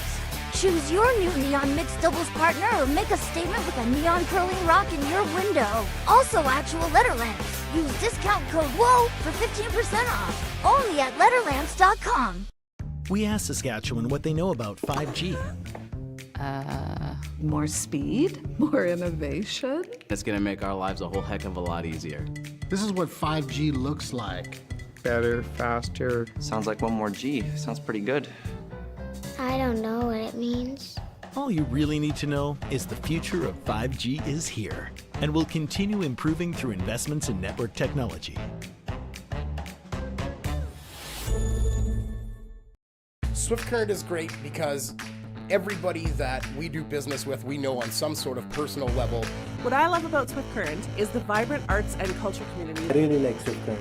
We are not a big city, but the size of the city is really good and we have everything. Swift Current is a great sports town, great teams and great fans.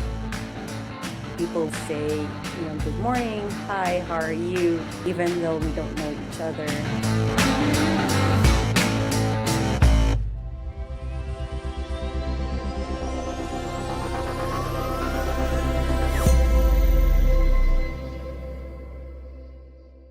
So with the impact to my business and income, will this delay my retirement? I know you're worried, Marshall, but based on the original plan we came up with, you're only about 6 months behind.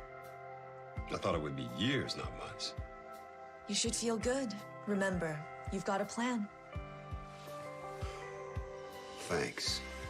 With change comes questions. See the impact of your money decisions before you make them with RBC Wealth Plan.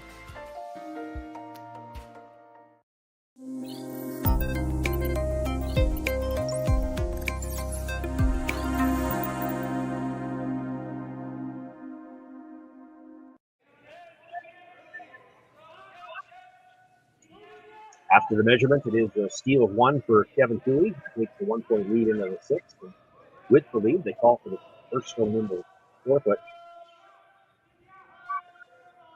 Thomas Howell goes to corner guard. And now Eric Martin will be looking to next shots. I have to admit, I didn't see the call. I don't know if they're coming right into the rings. Try to be on the center line, for sure.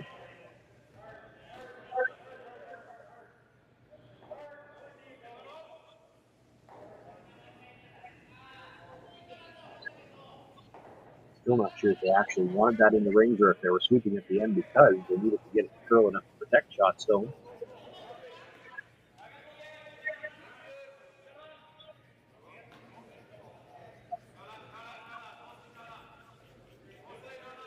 They're going to ignore it regardless, asking Thomas Howell to come around the corner guard to with his first look.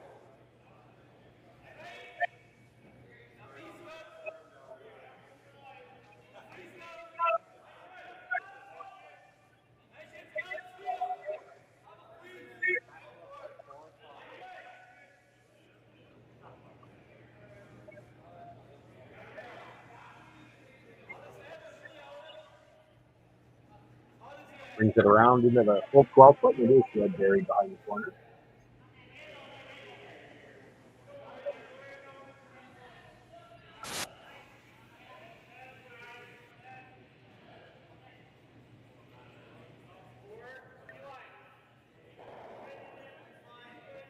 Got Gauthier now being asked to come around the corner. Maybe nudge that out in the open. Sit on the corner, but it wouldn't be bad either.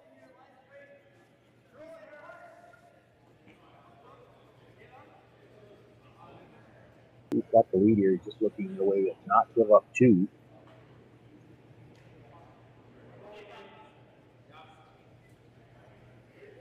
This is still just a hit stone at the end. He'll be able to hit something on the next one.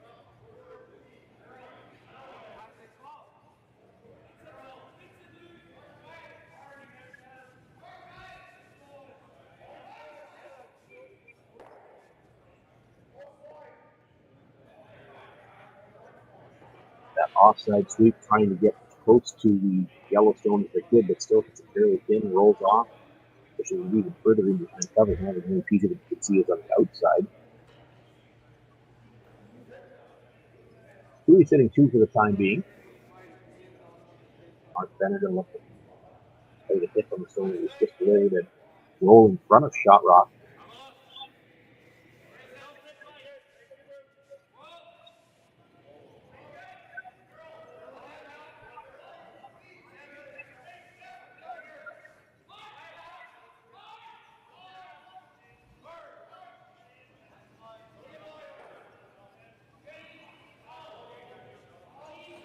Just a little bit thin, makes the roll, but all the way across the roof, but on the other side. So fully setting shot, stone at the top of the button. Second and third belonging to Dropkin.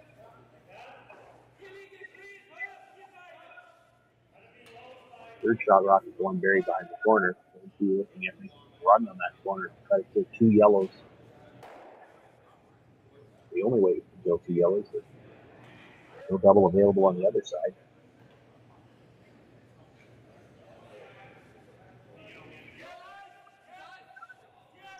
Jacques Gauthier. Big weight on the in-turn. To make the run. Just drives it by the stone in the rings.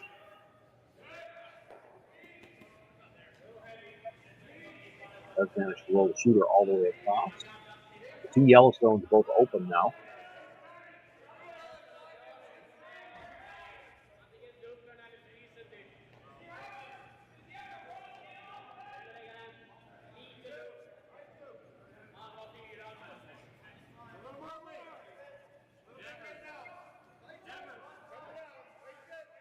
Parrot's first thought was to try to freeze on a shot stone. If this call's coming from the other end, they're going to look to put the guard back.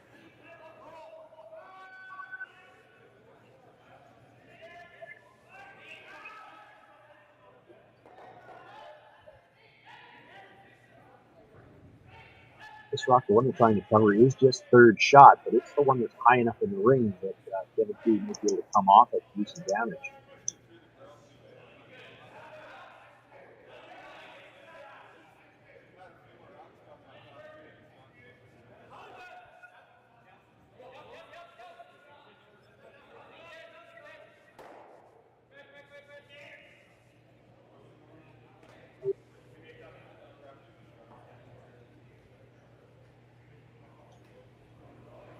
Replaces the guard, so we're going to ask once again for the run back. And this time, Tyler Tardy.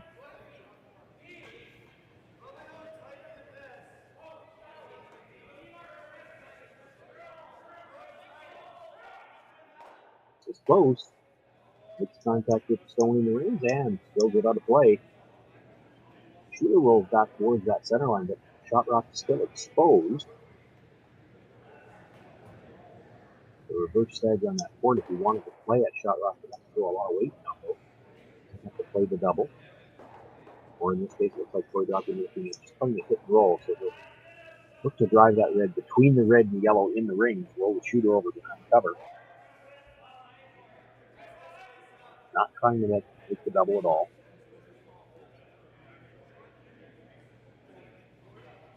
Play the double, you probably have to hit it on the broom side, go over the top, roll the shooter to the open side.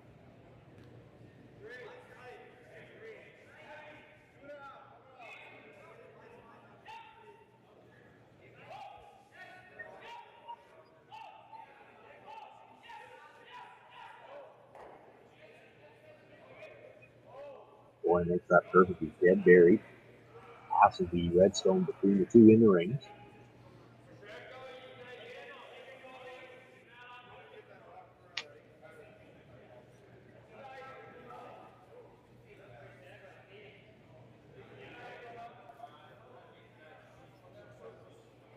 But it's still good. Kevin Cree's looking at the run back. He could certainly make a play on what is second shot rock, but it's hard not to leave a double, and this rock is buried so well.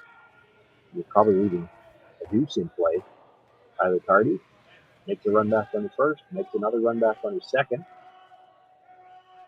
And the shooter does hang on to a bite at the edge of the 12, and that's important because it certainly looks like that would take the blank out of play.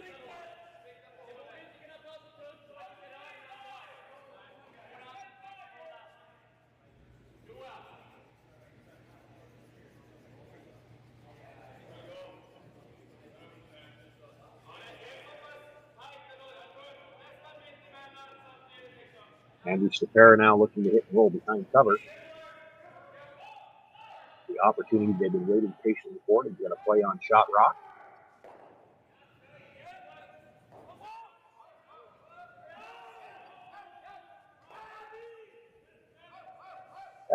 As has been the problem for the Dropkin team so far today, a little bit of an underthrow. He actually rolled broomside and leaves a double for Kevin Cooley to sit two.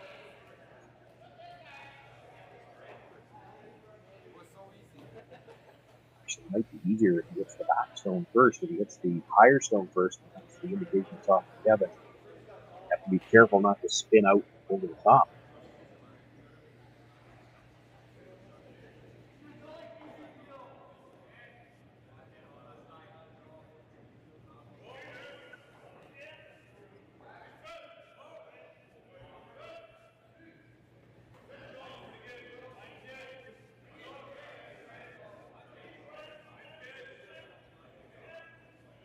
Gets the higher one first. He's got to hit it very thin.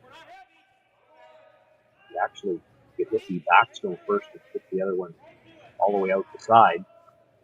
Certainly throws enough weight to be able to make it that way.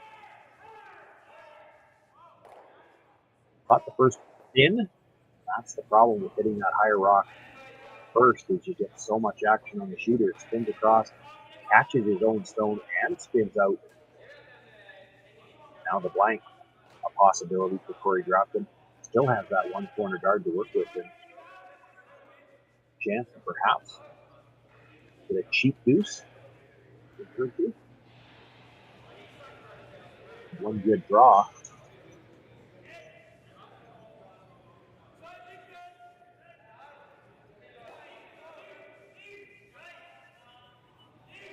We might have no choice left but to try the run back.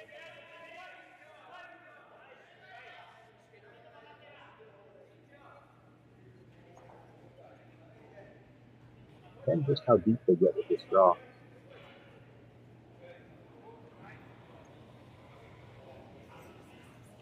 At the tee line, or behind it certainly, at the tee line you might see Kevin Cooley try to follow it down.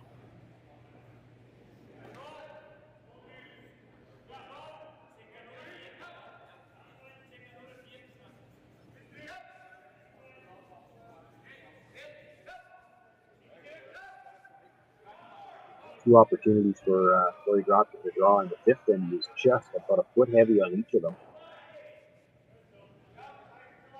The Brushers have not touched this one either.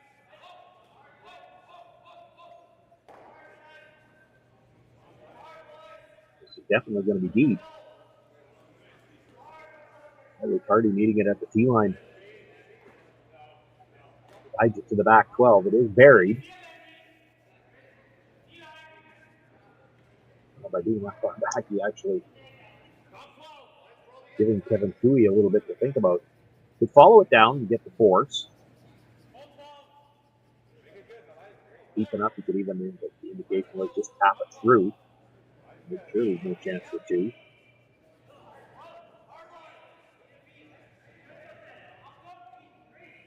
Some suggest he might just play a draw at the top of the house, but that's a pretty long guard, and you hate to give up two. I don't think you'll ever look at that.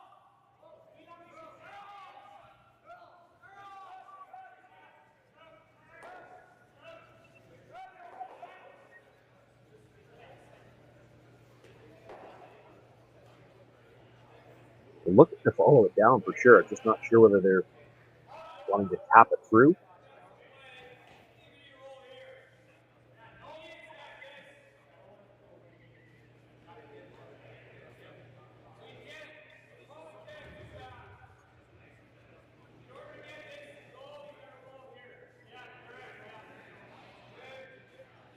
The only problem you might have if you're trying to tap it through is you don't get right to the nose. You don't have to roll very far before Korey Dropkin will have a chance to play for the blank. You need to stay dead in behind cover here.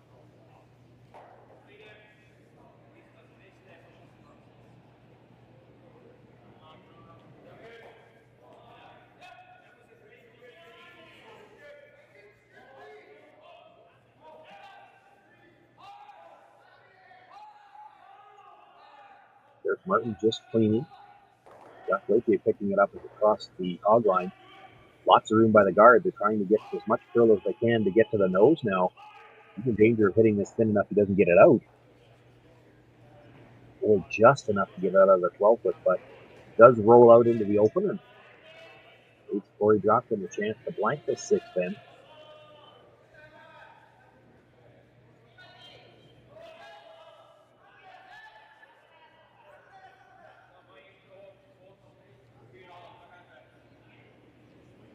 Who played this entire end like he was content with the blanket. He might actually be happier with the blank than a force, because the force would give him last rock in the odd end. He might be thinking here, we'll get the force in 7 and have last rock coming home.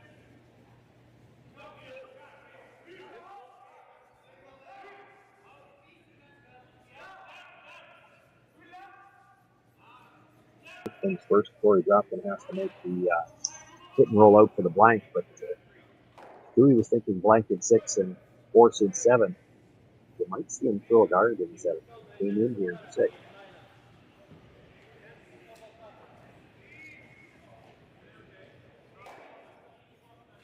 We're going to find out shortly.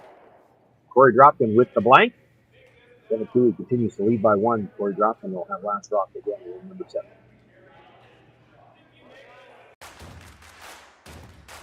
Imagine being able to stream every curling game from every sheet from any event, be it your Wednesday league game, bonspiel, or corporate event. Curling Stadium offers an all-inclusive streaming solution featuring high-quality cameras, ease of use, great reliability, and minimal installation.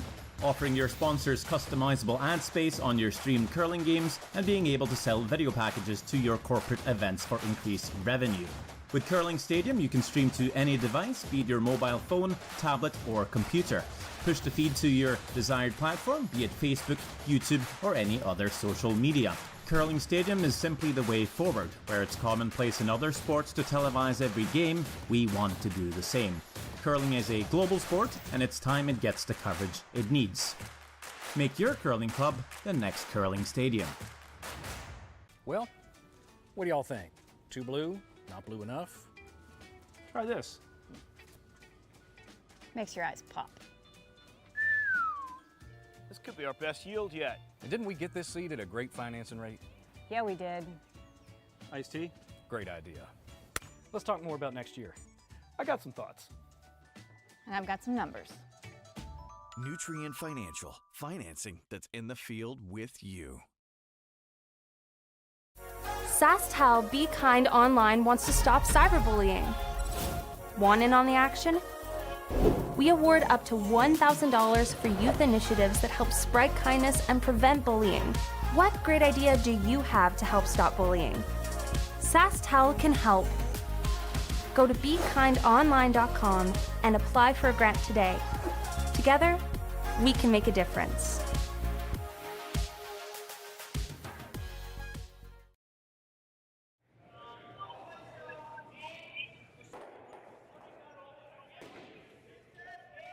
Speculated about it before we went into the break, and he does.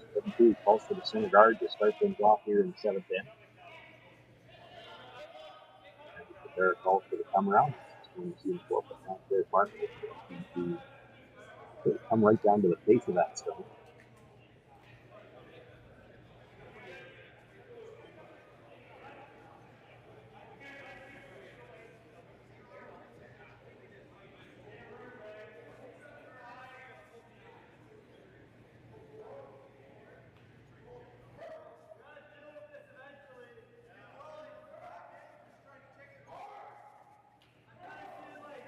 Martin with the weight to get to that stone off there by itself. And overthrow him just a little bit, and then he's only about a foot heavy on that. In the story, the whole game, they don't quite curl as much as you'd hope. Rubs off that stone, kicks out in the open. Chance for Thomas Howell now to remove that sit 2.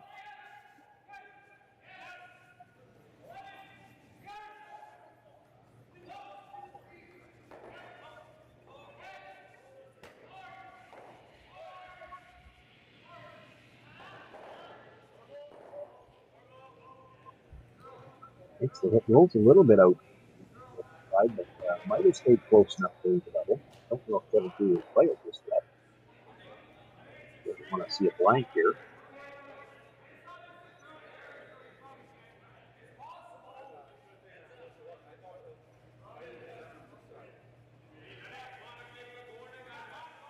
seeing Jack Gauthier once again to try to freeze on the corner of shot stone.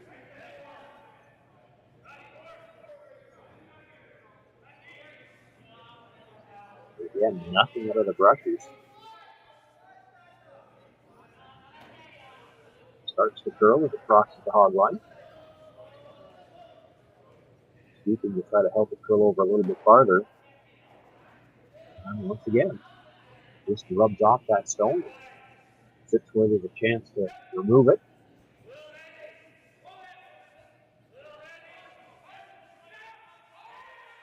Just that little bit heavy. Sweepers couldn't really do anything with it.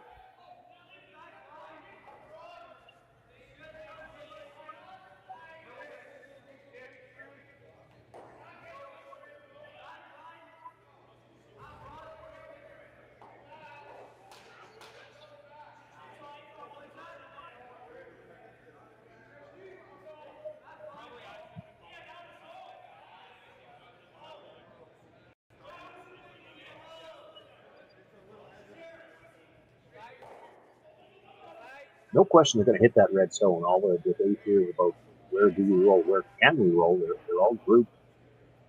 There's not a lot of room to roll room side. You're going to roll into your own stone. Hard to get all the way across the field would be great, but the last option we discussed would be to roll all the way across the field to the other side. The problem is you can't get very far across the face of this stone because of where the guard is.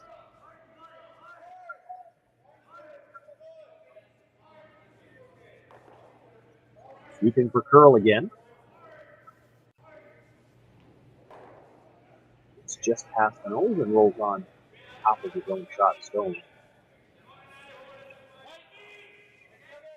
He's the two in the middle group, but the guard in the way. Doesn't do to try that same freeze. He's only the third shot now. That's not good enough. Looking at coming off the yellow at the edge of the 8-foot. Probably make a double. Probably make either double. You hit the first and middle thin. You come behind the one at the top of the 4-foot and catch the one at the top of the butt. Maybe the best result, but it's a harder shot. Much easier to go into the one at the top of the 4-foot.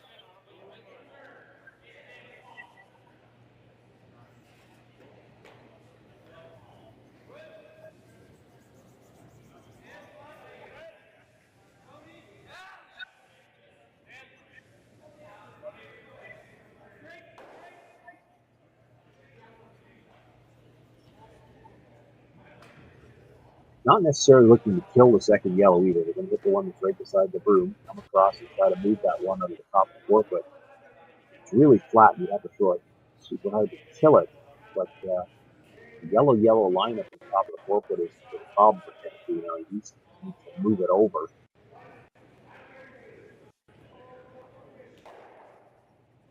Be a little thin on the first one. He does come across and kills that second one, but the shooter still to the back of the 8-foot.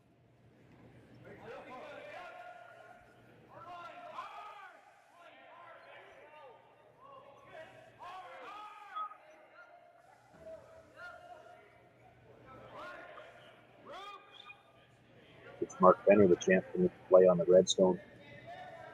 Roll further over to the corner. For the Dropkin team at this point, it's all about keeping some distance between their two rocks and ideally not leaving any kind of angle for doubles.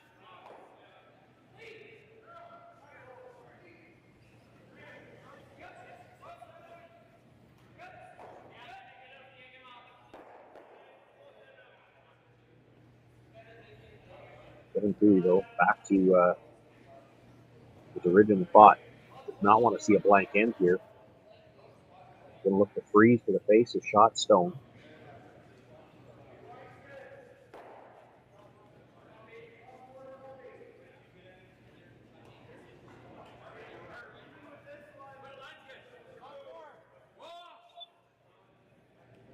Tyler Tardy on his out turn to the left-hander.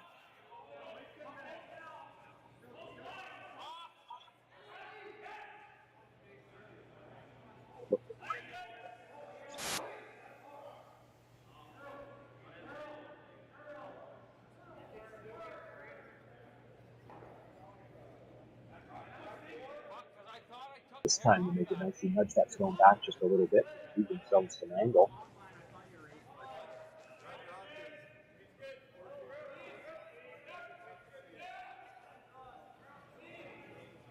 Yellow Dropkin stone on the button. Continues to be shot rock with that stone just delivered. The red one, top of the board, but a dangerous stone for Korey Dropkin, a usable stone for Kevin Cooley.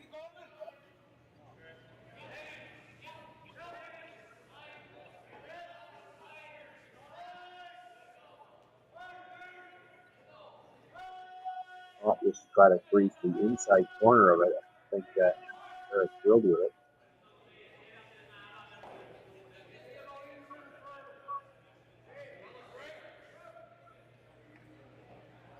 Content with the blank freeze. Did just peel the guard.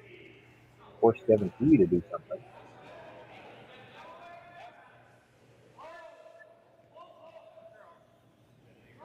We think this last in the house, so we can just a chance at the blind.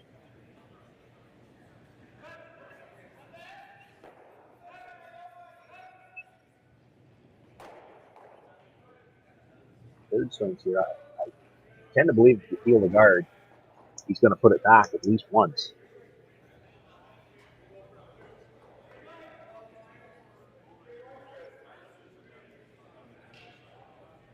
The concern for the Dropkin teams has to be that if you come around now, 6 corner frozen on the red stone, you might get forced. There's not a lot of room to try to score a second point like that.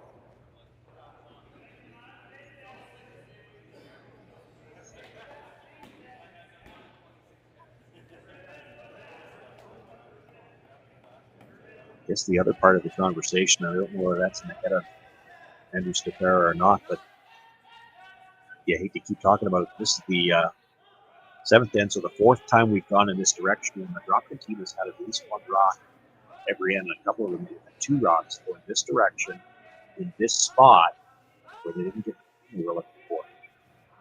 So maybe a little gun shy to throw it again. They're going to throw that freeze. They have to get to the inside of the red. If you stay on the outside, you just leave everything queued up for Kevin Cooley.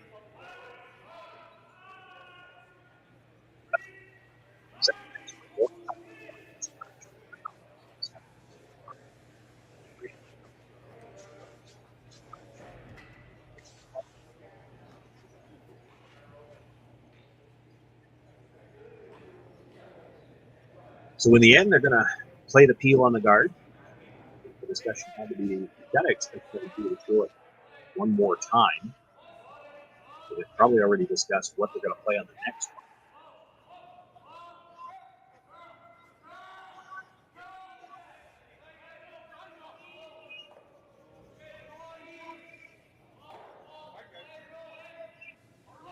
Makes the peel.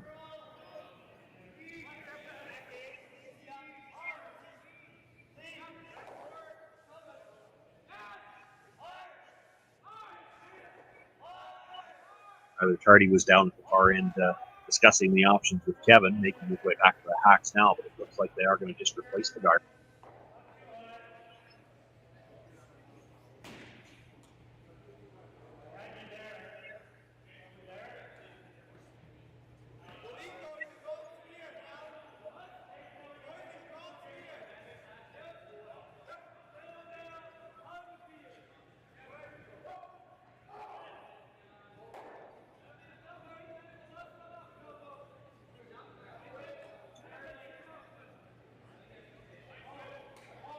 Tyler Tardy with his first one made the nice freeze tap, just looking to guard that stone now.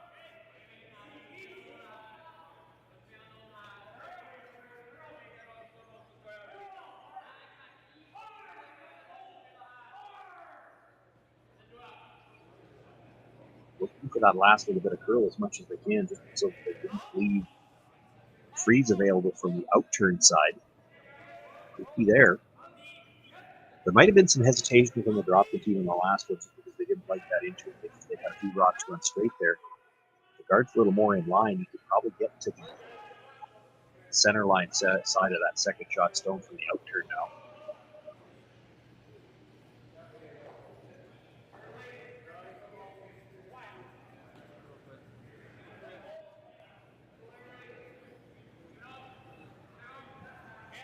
Still an argument to be made for peeling the guard. What does Kevin do here?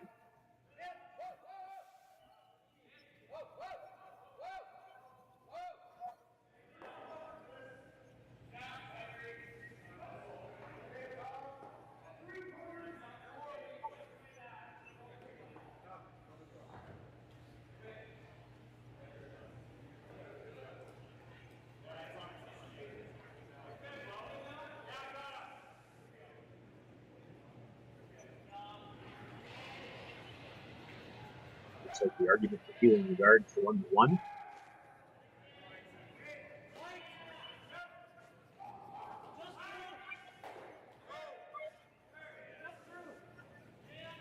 He's always going to have a chance to get shot rocket when he started. The problem for Dewey is he can't separate his red rocks. He's going to have to put the red at the top of the forefoot on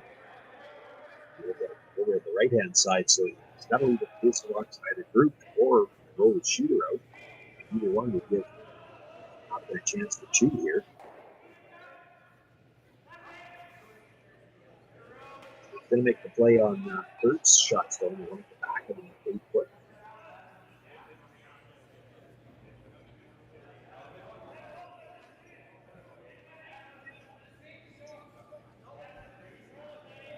Either team wants to be the first one to address those 2 stones in the 4 foot. The reason being is it doesn't matter who plays it or how, you're going to have to leave a double on your own 2 stones. Both of these teams so good at playing doubles, you don't want to leave one for the opposition.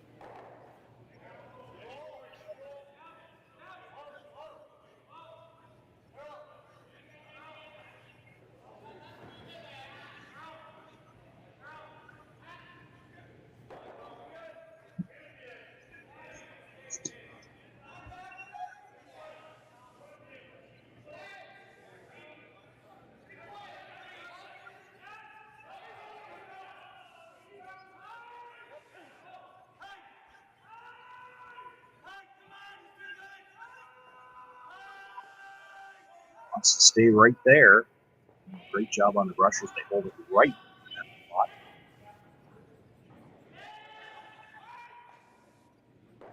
Problem now for Korey Dropkin. If you hit that on the nose again, it might be a double for the off the but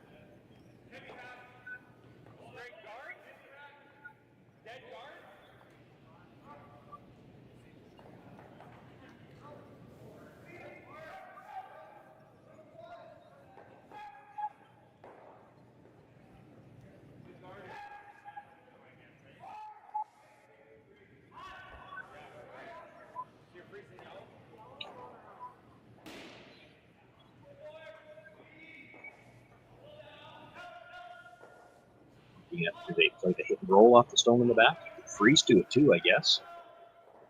They'll freeze to the inside corner of it. No chance for a double. What can they do with the top stone? So the way you can remove it past the yellow and still hold your shooter. Really tough.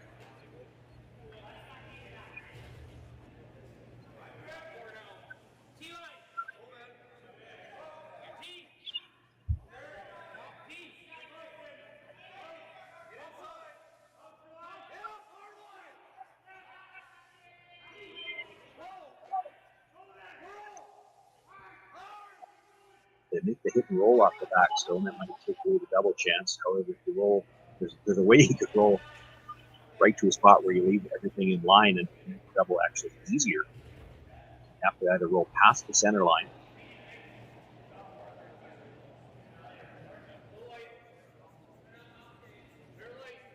or just roll about a rock stick. Really thin on the first one. Looks like they've settled on hitting the stone at the top of the 8 foot, or top of the 4 foot, pardon me. And they catch half or just a little less than half. Roll across and sit somewhere in front of that stone.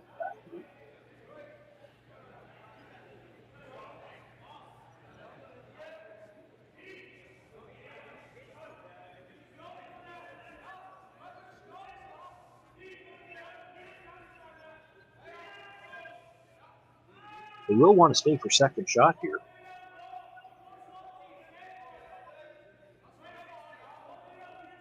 Crucial you stay in the range. Really, you'd like to stay for second shot. You might have, you know that Kevin Cooley's going to make a play on shot rock. You might have to leave a double.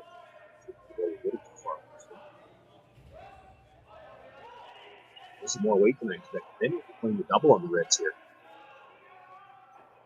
In comes across, does make the double, sits right there. Boy, that was a great shot by Korey Dropkin. A little bit of risk involved with it. You ever hit the first one too thick? Roll over the top of the second one. You were forced for sure. But a great result because he's made the double for Kevin Cooley just as tough. It's just as thin. For Kevin Cooley, even if you make it, you're looking at a blank here. Perfect result for Dropkin. He's either got a shot at the blank or a shot at two.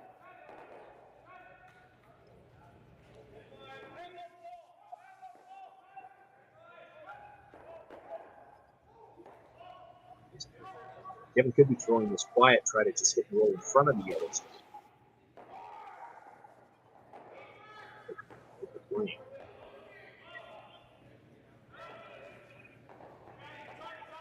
This is going to girl.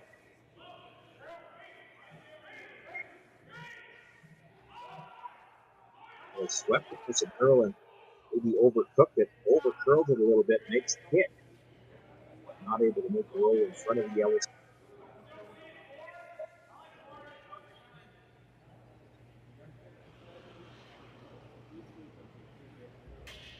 Could be a case here of Kevin Cooley is more comfortable giving up two and having a hammer than he was to with the blank anyway. So you play the shot and try to roll in front of it. Maybe make the last shot for Korey Dropkin more difficult. It'll be a chance for two.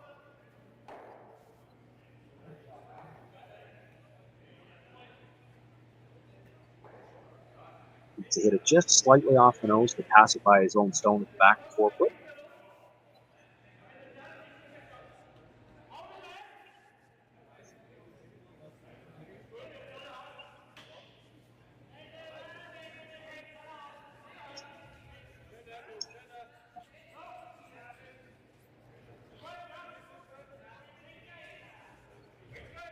Kevin Cooley with a 3-2 lead. Korey Dropkin, his final stone, looking to pick up two and take the lead into the 8th end.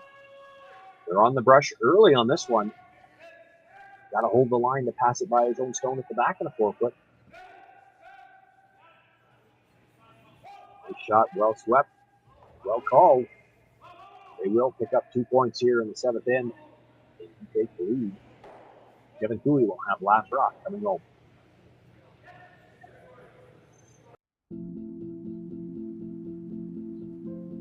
I've been farming on my own right for 40 years now, I think. It's a very wholesome enterprise. You have very, very busy periods when you have to go hard. So many of our windows are so tight that you just can't afford to miss a couple days of seeding. When a producer places their trust in us, that when it's time for them to be able to make their living, we're going to be there. That's a tremendous responsibility that is not a one-day-a-year thing, right? In order to actually deliver on that, you have to build your processes and you have to build your team and you have to have a mindset of operational excellence because there's a lot of things that can go wrong. And it's our job to make sure that they don't go wrong. Or if they do go wrong, that we can fix it before it affects our customer.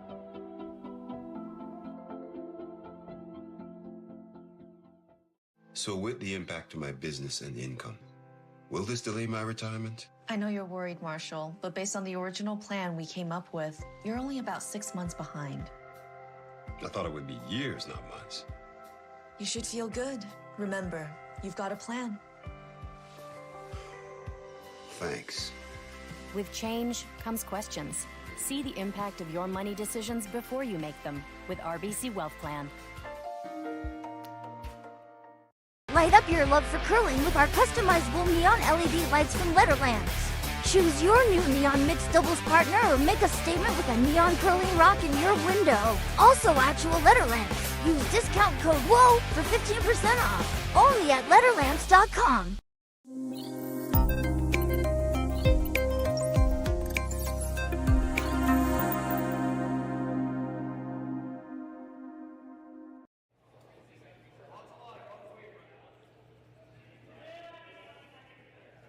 Eighth and perhaps final end underway here from Swift Current, the Nutrien Ag Solutions Western Showdown.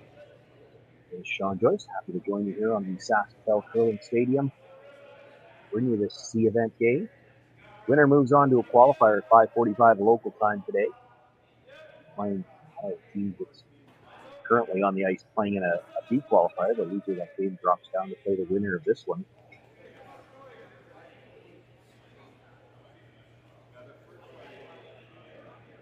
The loser will be eliminated from this year's competition and is on their way home. We think they didn't need the extra pressure.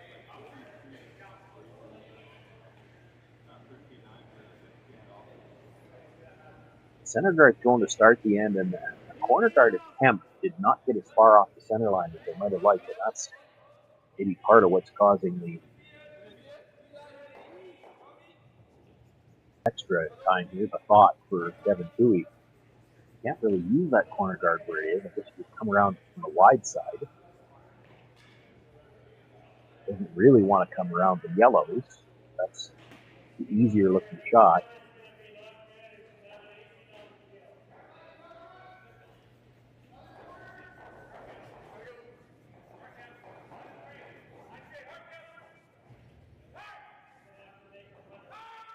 No mics directly on the players. There are mics out at ice level.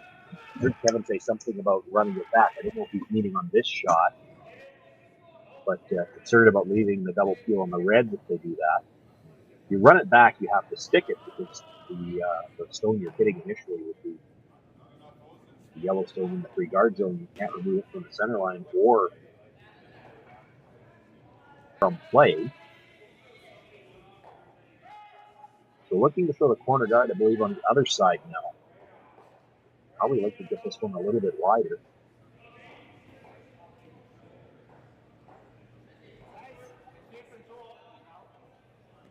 Nothing out of the brushes on this one, and they're back right away. The chance this is going to slide into the rings, I think.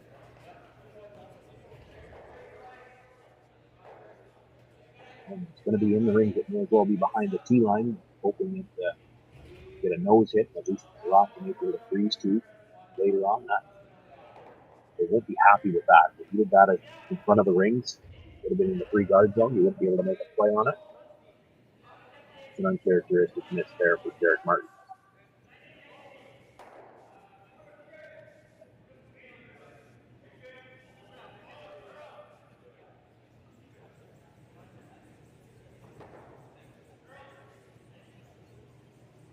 Mark Benner with a chance to make the hit, to make the early call for curl. Dixon rolls to the edge of the 12, but it does stay in play.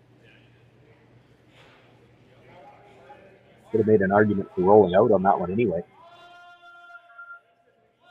Rock's never going to help you, and it might get in your way later on.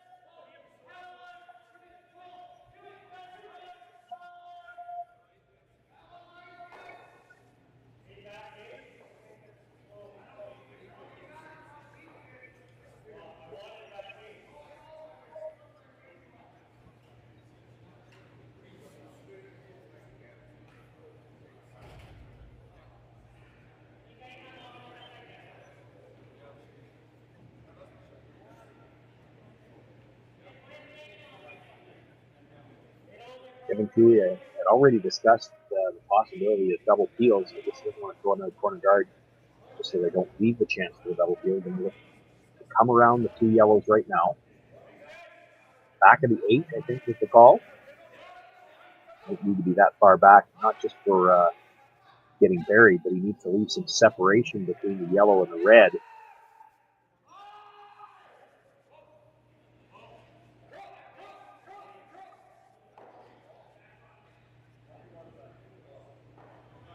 Coming to the back, he enticed the Dropkin team to follow it down.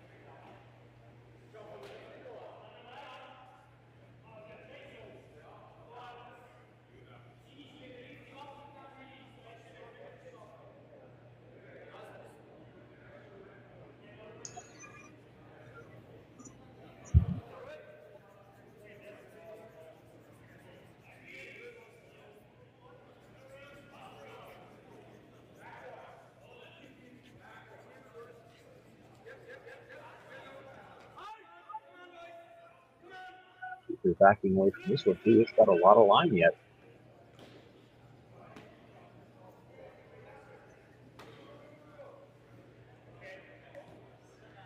Waited as long as they could for it to start to curl and still just gets to the edge of the bite. You can see from the back end, still daylight, room for Jacques Gauthier to get to the inside, hit and roll under cover.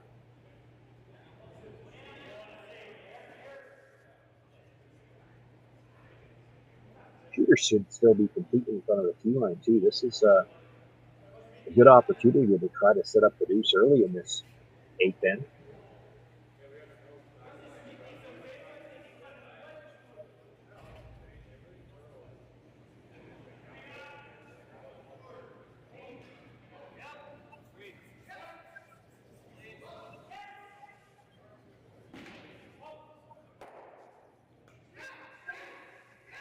By the front, it makes a little move at the hog line. Maybe a little more of a move at the hog line than they were expecting. Rolls in behind cover, but rolls far enough that he's behind the tee line.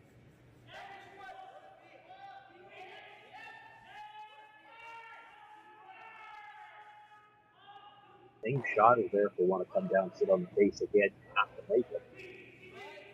The double run is there as well.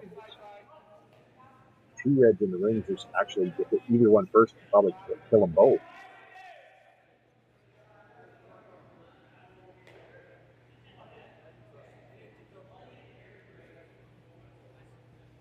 Look to hit it just off the nose on the center line, or on the broom side. Under the stone at the top of the 12, back into the rocks in the 4-foot. Maybe a little thin on the first one, drives it back and does catch one of the red stones, but rolls to the edge of the 8-foot. Continues to be two. He's sitting one at the back 4-foot, two guards to work with. I think you only get half around the yellow guard now. That raised stone at the edge of the 8-foot would be a rock to jam on as well.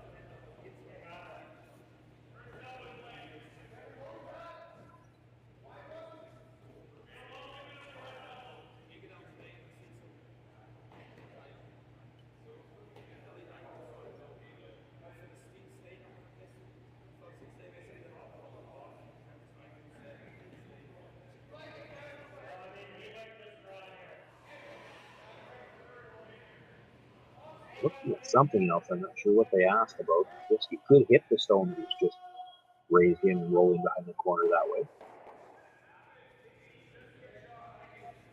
That might be the other option with the stuff. Certainly know how to get there with the draw. There have been some underthrows in the game, but that's the bonus to this one is you don't have to dead area.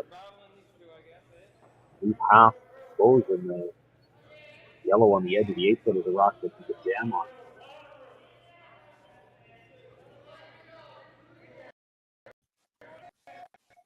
Out of room right now, but starting to make its move.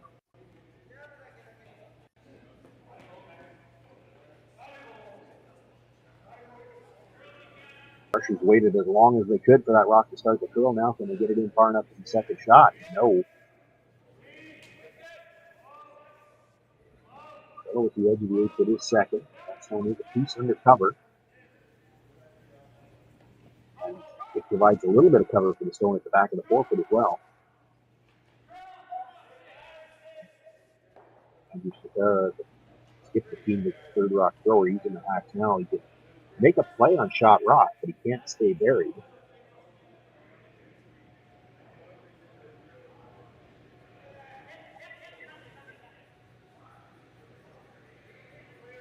So Dropkin making playing the run again. Yellow on the red, might be able to double both of the reds out of the rig. It's not without risk. If you don't kill them both, gives Kevin Key a chance to make one better, and we just play that and could overlap the corner guards. I don't have anything left to run after that.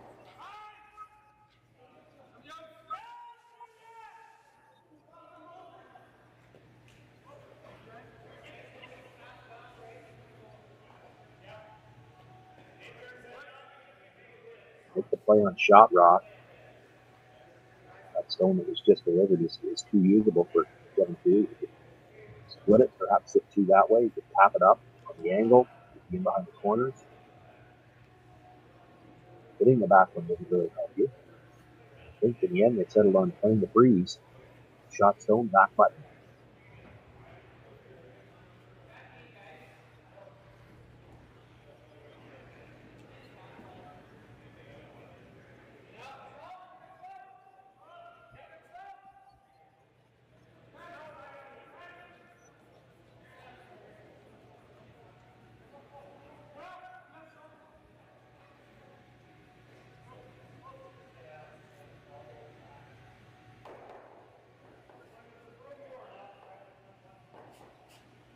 Really wants to sit right on the face here. You saw from the hacks just a little bit less ice. They have had some undercurls in this game. Have to get to the face and stay on the corner. But he might be able to get the inside of it, blast the two stones and rolling behind cover. Well, this one looks like it's moving a little early.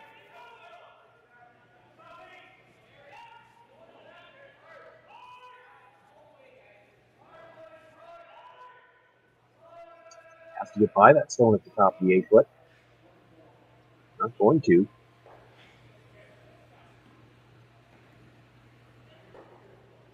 Doesn't move it far enough, I don't think, to be what would be third shot right now. It's still fourth. It's 3 at the back of the 4 foot, sitting shot. And it's just delivered his second, and the one at the edge of the 8 foot is third.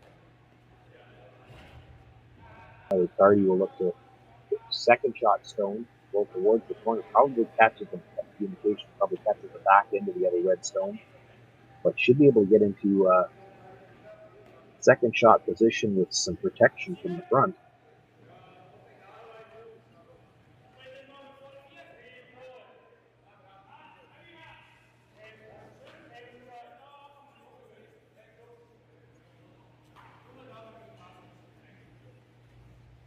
It's fairly quiet. It's the yellow-red are so close together. I don't think there's any way he misses the red one. So you can hit this first yellow fairly thin.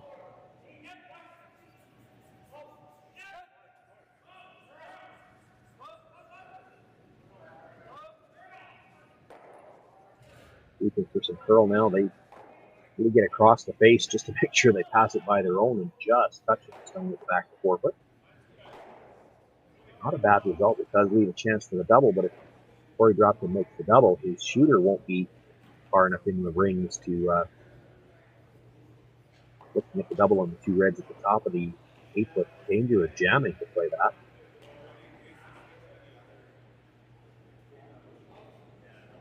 Make the straight back double. Your shooter is still in the third shot, and his currently second shot is open on the side.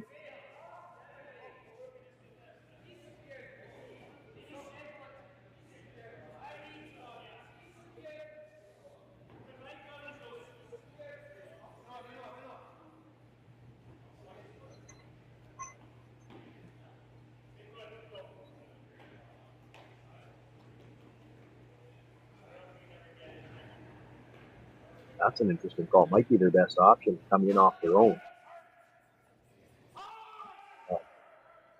Might be the best result. Tough shot.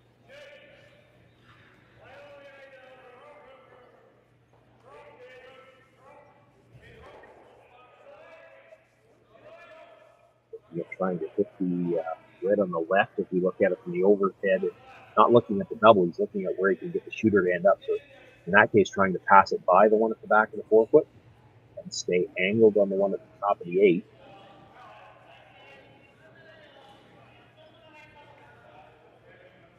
Thinking that would give him overlap rocks to come around with his last one.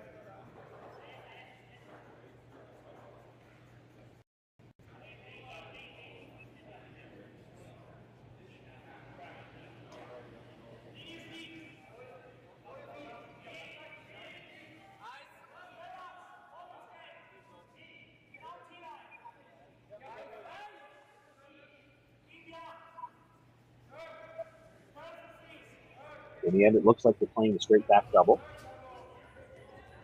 I say that only because Anders Rivera swept the path to clear the 2 stones.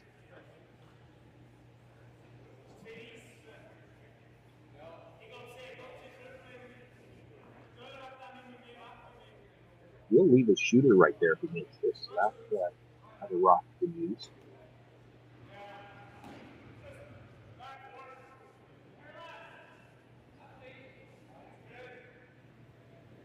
I think he just knows it drives it by the stones back and forth, but it's not the end of the world. The shooter will still be in a good spot to use. If you ever play the hip and roll over the corner freeze on the other one, yeah, you leave the stagger, but you won't be able to promote this stone for sure.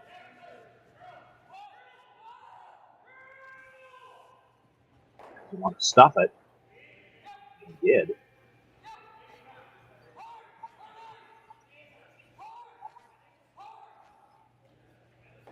So Kevin Cooley's still sitting shot at the back of the button. Really tardy looking at him.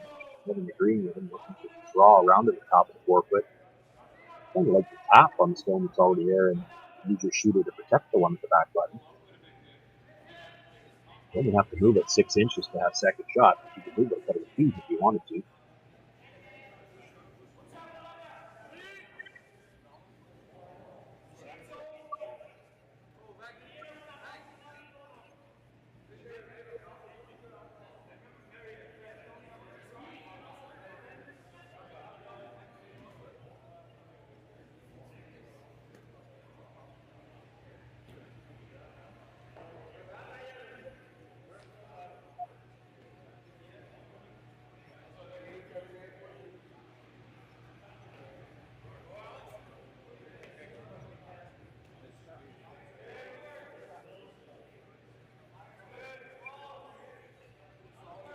Thinking here has to be if you come right into the top 4 foot,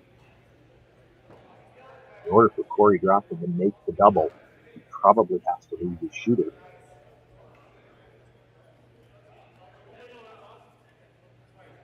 Could leave you an open shot on the sides of the wings. You can't really play the double. But we're talking about when you come off yellow into the shot stone. Tough shot.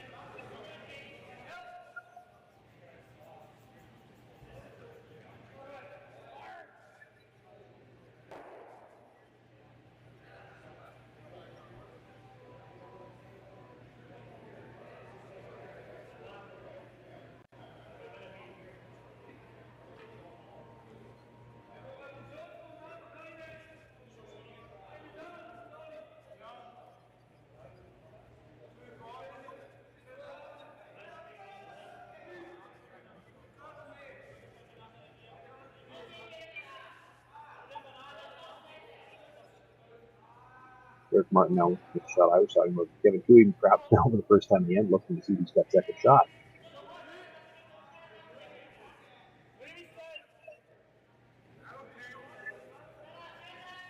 Kevin might have been thinking he had second shot. He takes a look around the outside, so he realizes it's yellow at the back. He is looking at that top. There's nothing wrong with the shot he was calling originally either, though. If you put this top of the 4 foot tight enough together so that Korey Dropkin can't make the double and stay, that yellow stone is wide open too.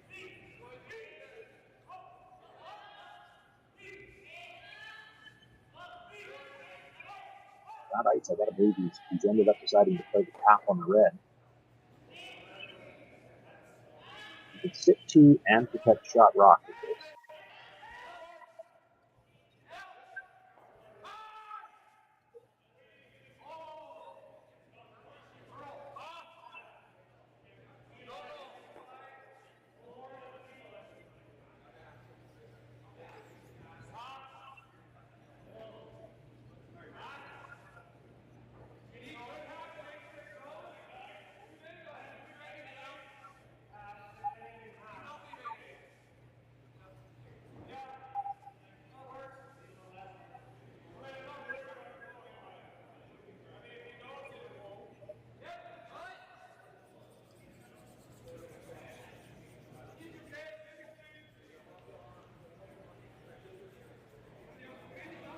Tricky part here for Kevin Cooley. You can only see about half of that stone. You only want to roll Well, if you hit it on half, you want the shooter to stay pretty much right where it is. You can't have a lot of weight here. If you over-roll, you actually leave Korey Dropkin a path to get at shot stone, and you might be able to roll behind cover.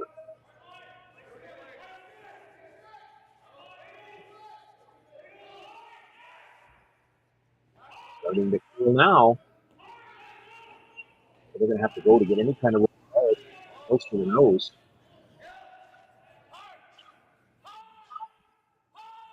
Down nudges it up.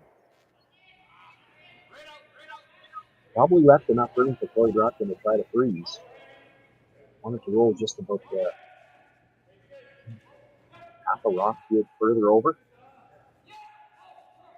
And at least he's got the run back on his own, but as it is, not going to have the chance to freeze. I think Tui always has the yellow on the, if you look at the overhead, the left-hand side that can come off it. So this has to be locked right on the face.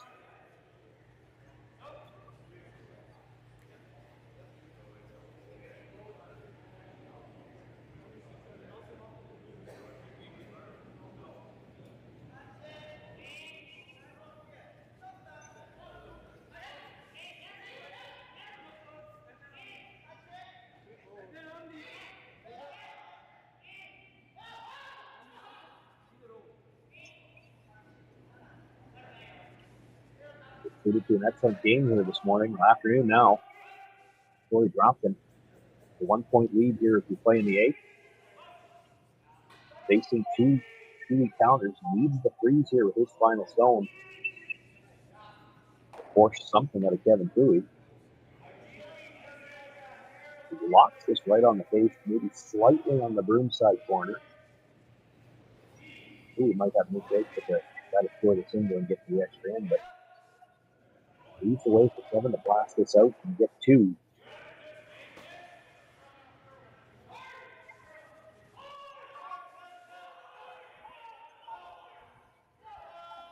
Right on the face, right on the corner, and boy, I don't know if he's even left the room to score.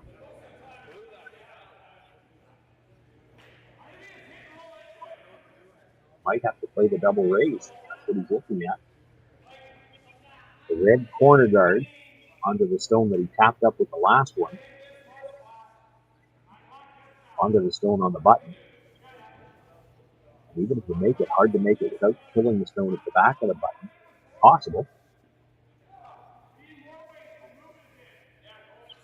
Boy, what an outstanding draw by Korey Dropkin.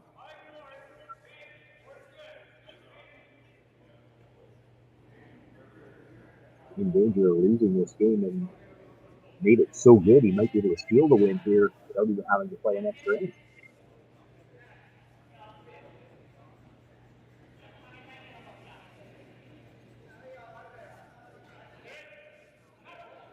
Had to cue it up on that angle just so that Kevin Tui can't come off the yellow on the left if we look at it from the overhead. That would jam on the red behind it. This is probably his only shot to score.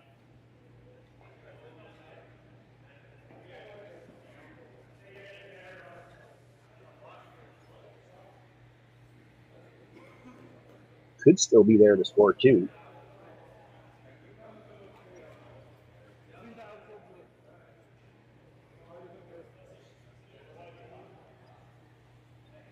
Can't really rule out anything here. We could see a steal. We could see Kevin Tui pick up 2. It's also possible we could see a single point scored for Kevin Tui and an extra inning.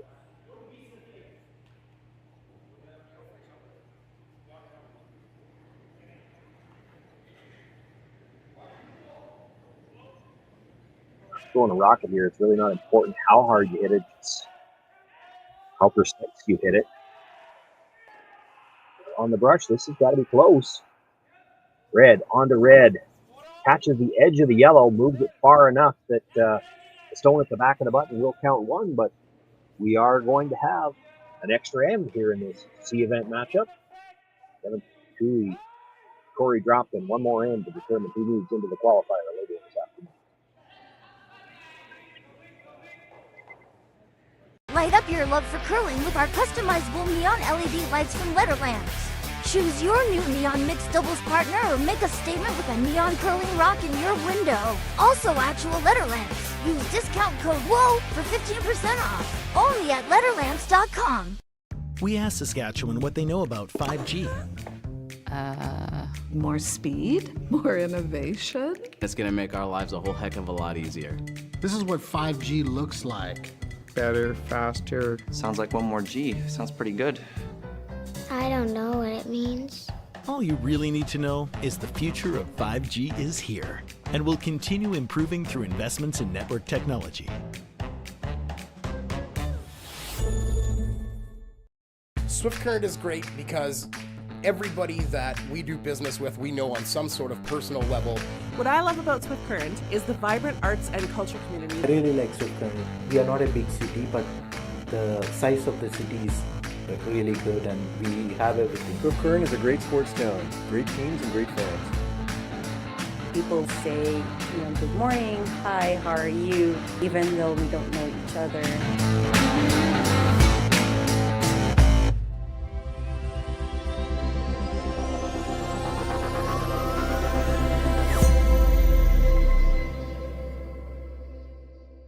So with the impact to my business and income, will this delay my retirement? I know you're worried, Marshall, but based on the original plan we came up with, you're only about 6 months behind.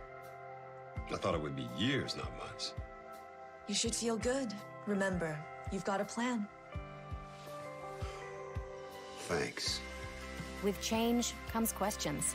See the impact of your money decisions before you make them with RBC Wealth Plan.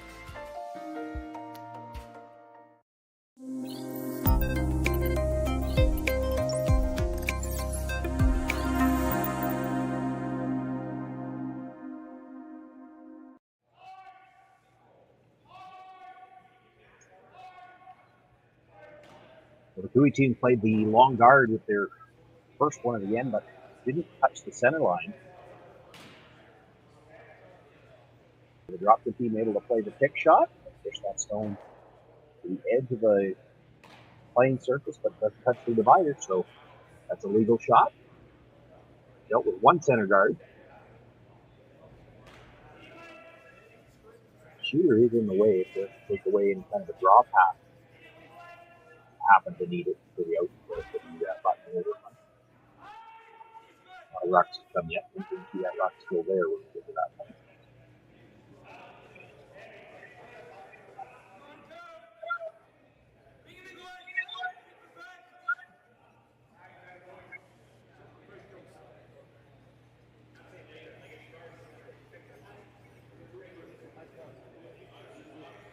Throw the tighter guard now and last little bit of brush just to make sure they're touching the center line this time.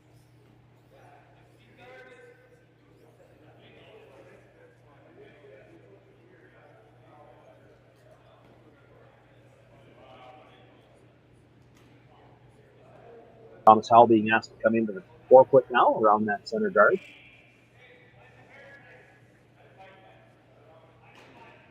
We might elect to throw another guard, but that'll be the fifth stone in the end. So you can start playing your double field right after this one.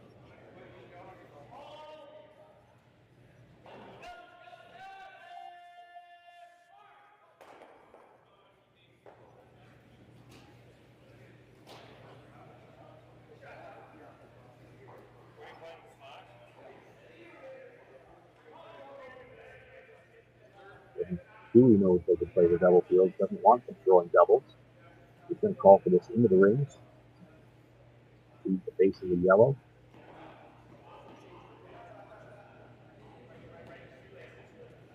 And if they drop the team, just straight field the guard if you do that. As long as they're not playing with doubles, you know you're going to have something to work with.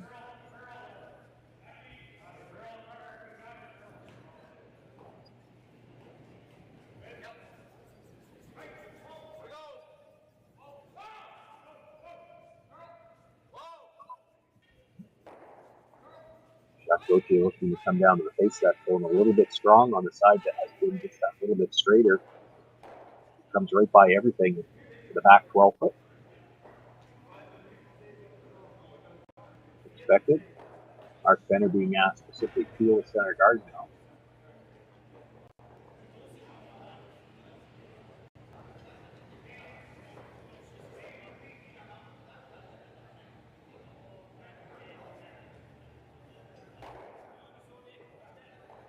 across, touches that red stone that was just about out of play and moves it into the rings.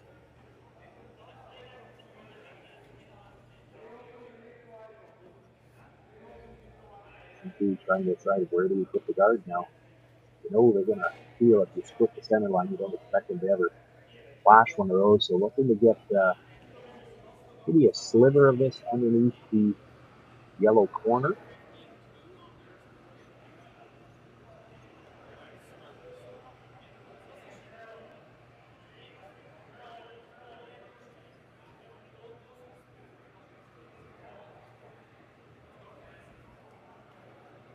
Edge of that yellow stone, you're kind of hoping that they at least have to play inside out to make the peel. Maybe they over curl close to the nose, maybe something that way. At the very least, you know that by playing that, you're not going to get any kind of double peel.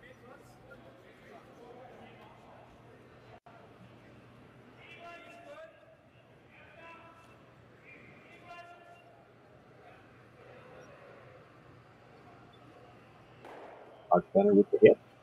Goes across this time behind that red stone. Out of play.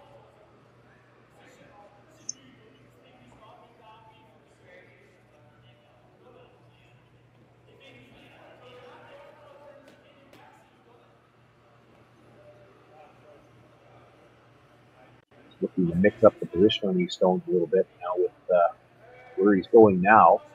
Cover the edge of the 4-foot on the other side. And he was very precise with where he tapped the ice. The reason being that the spot there, you put it just ahead of the logos in the ice, and half a rock on either side is close to jamming something.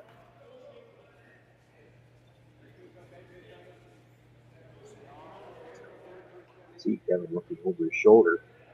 You want to put this spot where they might jam it off that red one. Never going to peel it towards the middle where they could jam it into their own.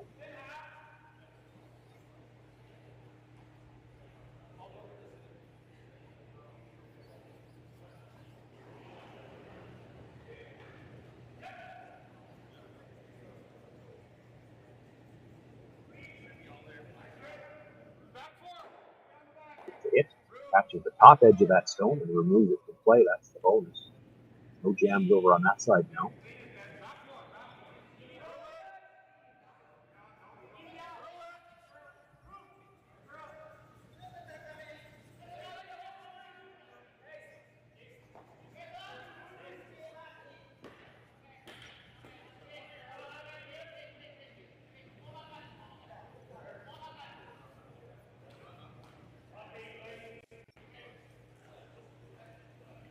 Where he pointed Kevin's first thought was to go up along beside the Yellowstone. Hopefully tried the double peel and stuffed it. It got a little bit closer to the center line that way. I think this was a question that came from Atkins. Did he just go into the 12-foot behind the corner guard? Not that he could steal with a rock in the 12-foot, but it would still work as a guard later. Boy, he was big as across at the center or across the hog line. He was deeper than what they had in mind, but he mostly buried.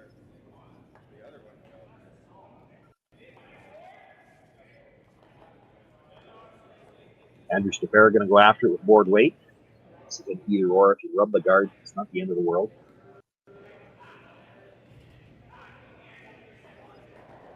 If you ever get by, make the hit on this stone, roll back towards the middle somewhere. That corner guard no longer protecting enough of the rings that you'd ever have to worry about it.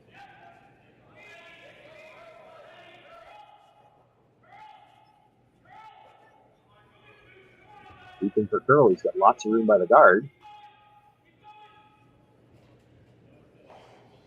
Just touches it on the way by. Not enough to get it out of the rings, but does move it out from behind cover into the 12-foot. Continues to be Korey Dropkin sitting shot rock. Stone at the top of the 4-foot. Just the one guard to work with. Protecting the edge of the 8.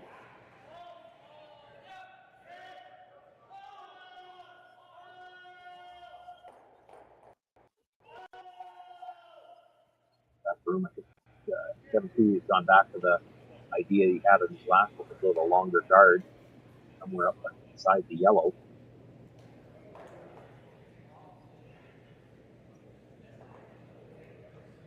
All he's got left with his last one was ready to hit and roll over off that yellow. Didn't need a miss from Korey Dropkin. Might be some discussion just how far do you want to roll on the last one. If you roll dead buried, you know he's going to draw.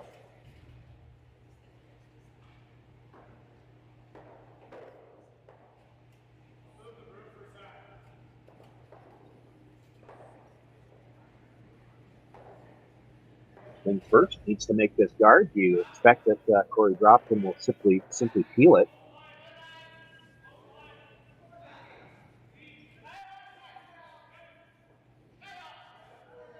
He's playing the freeze here. This might be a freeze attempt.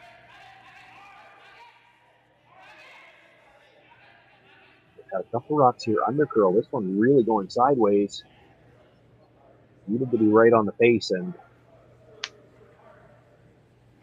it in a spot where nose hit should kill them both.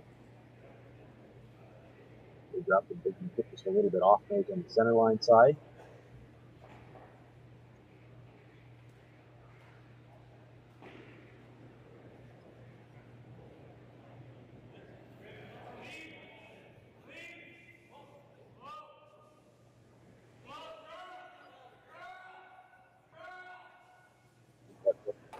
A relatively open shot for your last one.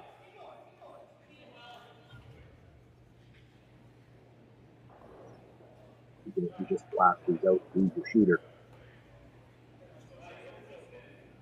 Kevin Cleary really has no place to hide. He can get in behind that long yellow corner guard, but he's only going to be just full 8 foot.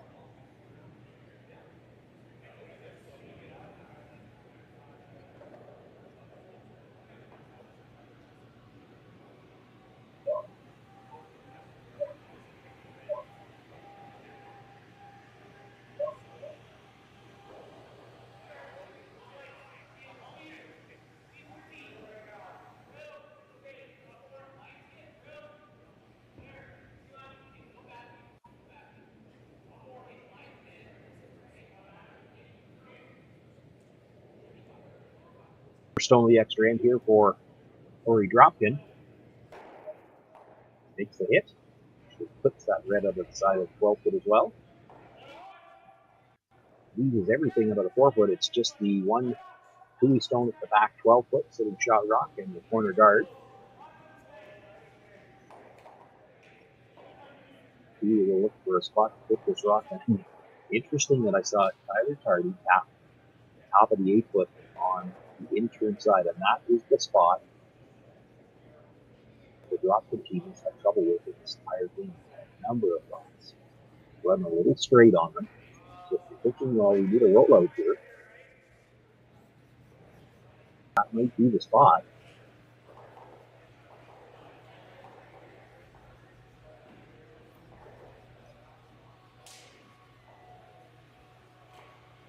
Gauthier tapping the 12 foot on that side. What they're thinking there is that Korey Dropkin wants to draw the outturn, draw pass to the button. That corner guard's in the way. There's still plenty of room to draw. It's just you wouldn't have access to the path you'd like to play on the outturn. Put one in the 12 foot. And I'll wind up to the edge of the 4 foot on the other side. You could take away the intern pass to the button as well.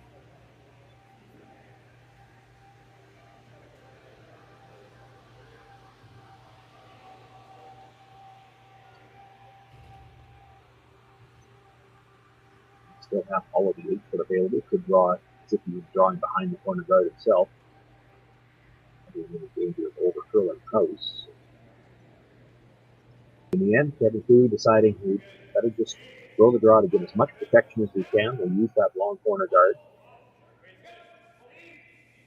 Probably doesn't want to be dead buried here. He'd like to stay as close to the 4 foot as he can. And you know that Dropkin's not going to risk a rollout. So if you're even half behind cover, he's not going after it. He's going to play the straight draw.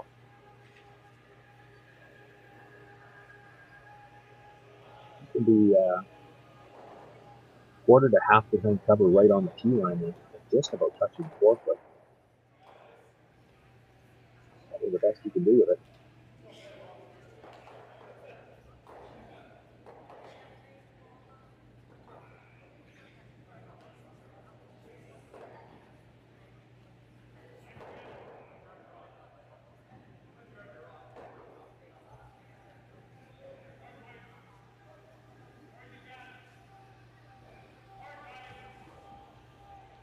Should have been on this all the way down. You have to get close to the tee line to get as much house as you can. They're going to have to work just to get raised. Puts it in the 12-foot. He is sitting 2, but that really doesn't change the shot for Korey Dropkin at all. Going to have the in-turn draw towards the button. He's not quite a big bite of the 8.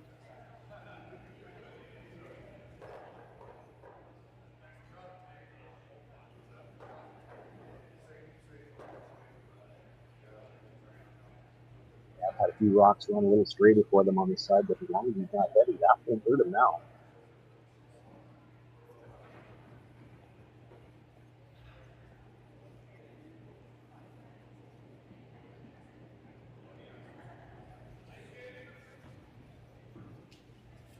Archers pick it up early.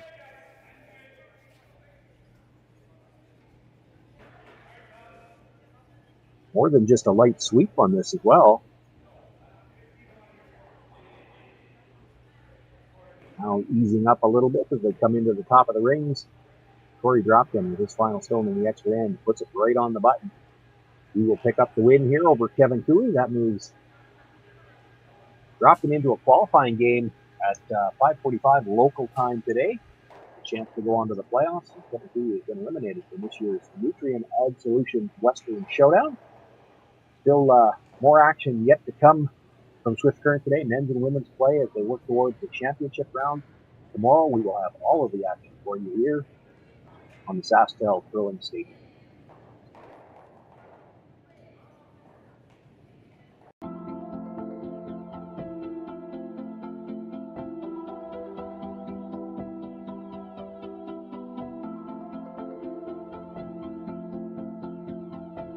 We feed the world with Nutrien, and a large portion of what our job is to get fertilizer out with the carriers so they can get directed to the farms or to the different retail locations. We know that if we don't have the answer to something, we're not afraid to reach out because we have support from everyone. We've got a really good team behind us.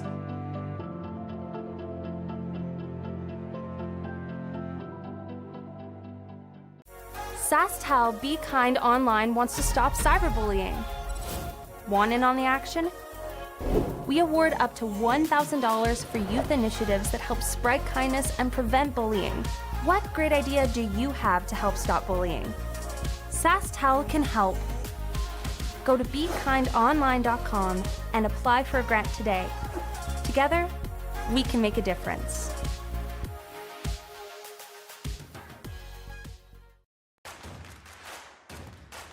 Imagine being able to stream every curling game from every sheet from any event, be it your Wednesday league game, bonspiel, or corporate event. Curling Stadium offers an all-inclusive streaming solution featuring high-quality cameras, ease of use, great reliability, and minimal installation. Offering your sponsors customizable ad space on your streamed curling games and being able to sell video packages to your corporate events for increased revenue.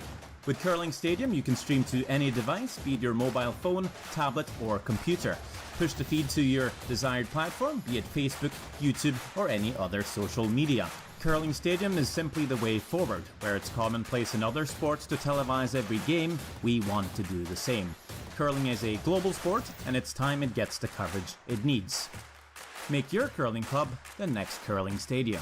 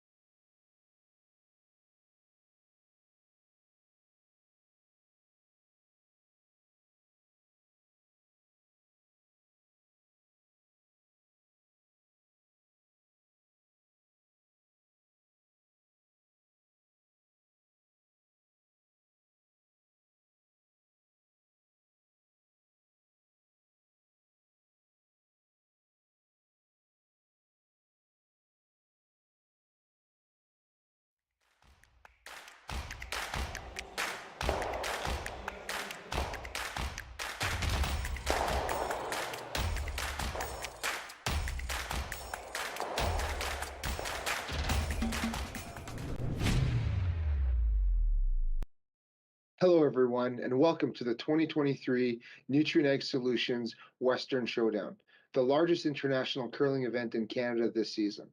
We're so glad you decided to join us to watch some of the top teams from around the world participate in this event. My name is Jesse Hamonic, and I'm the Vice President and Country Head of Nutrien Ag Solutions Canada. Like farming, curling brings our communities together, and Nutrien Ag Solutions is committed to promoting the diversity of sport within the communities where we work and live. We're so grateful to the Western Showdown team for allowing us to partner with them to bring you this event, and I want to wish you all, the teams, a safe and successful event.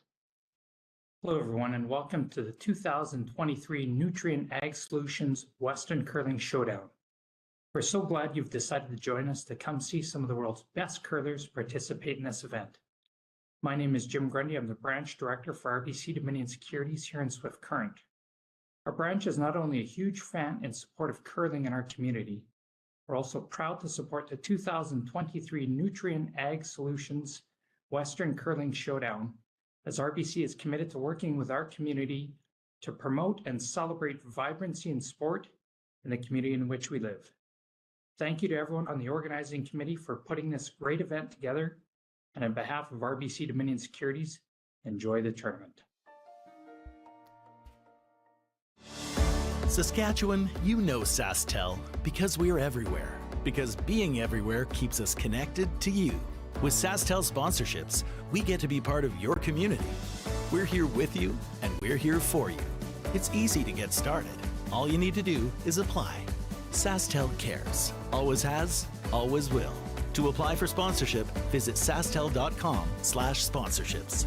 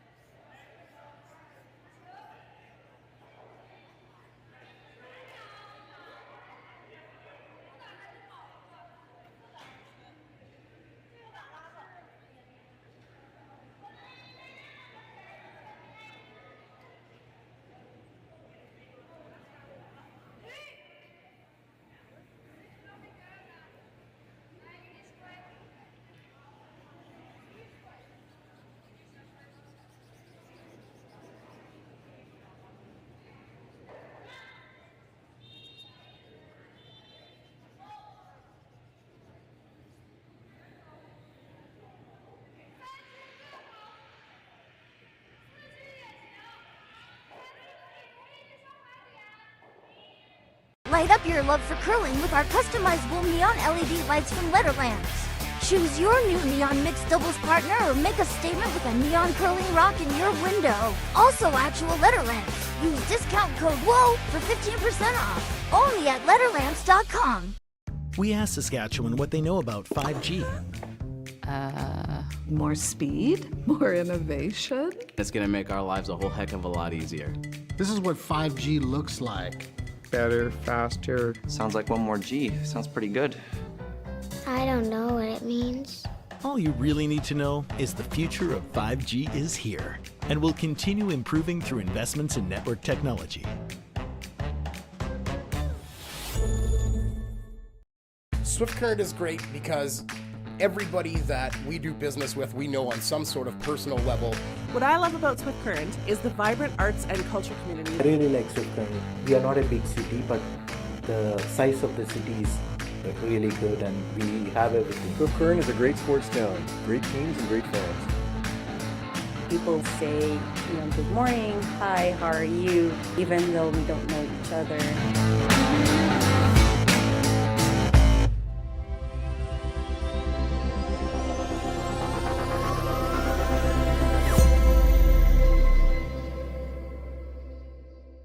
So with the impact to my business and income, will this delay my retirement? I know you're worried, Marshall, but based on the original plan we came up with, you're only about 6 months behind.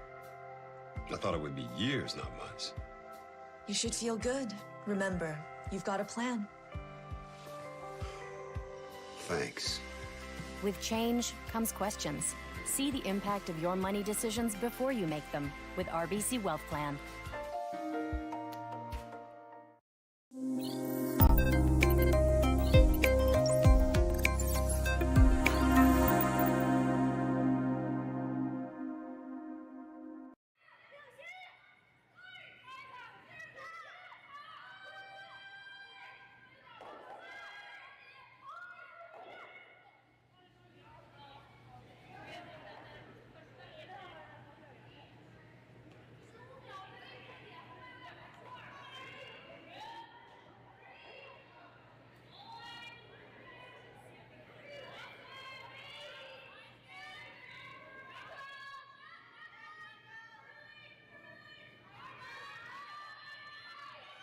This stone the second end here brought into the ring.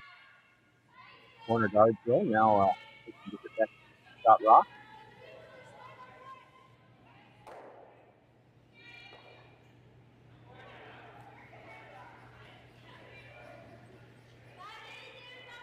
Sawa now looking to come around the corner guard. Yoshida.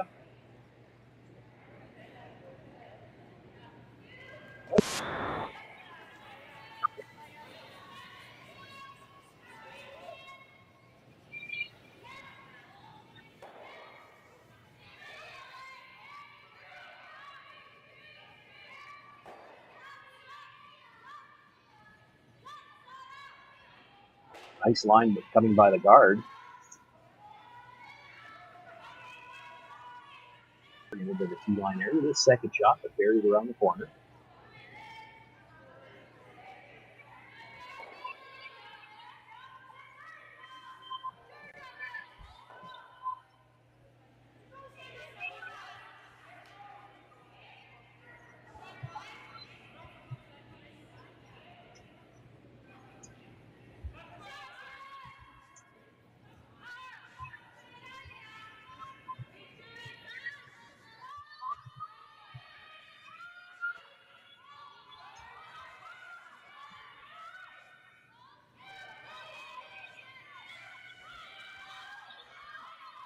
Eric Heveno with her third stone at the end, looking to follow that down.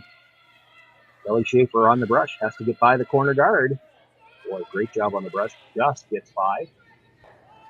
Actually stays just ever so slightly on the inside of that yellow stone. Punches it back about a foot. Robin Silvernagel sitting two. Kelly Schaefer looking for oxygen.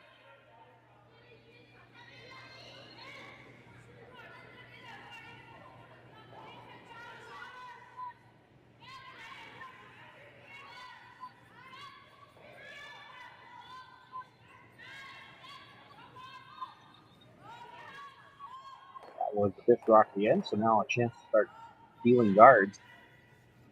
Opting to peel it towards that red in the corner, see if she can clean up a couple. Just drives it over the top.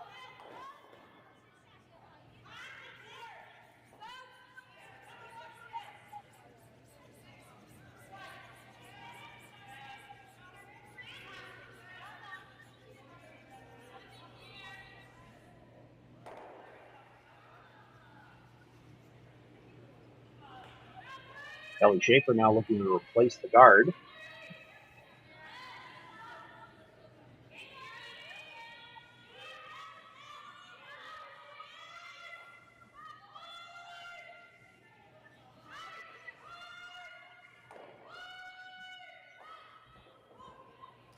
Sliding a little deep on them.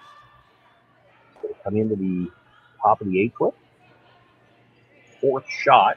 Does provide some protection to the backstone, but close enough together now. There's at least a double available. Might be able to hit just off the nose on the redstone, bring it back, catch the shot rock in the 4-foot, and then come across. You won't get all three of them out, but you can get all three of them moving, and if you do that,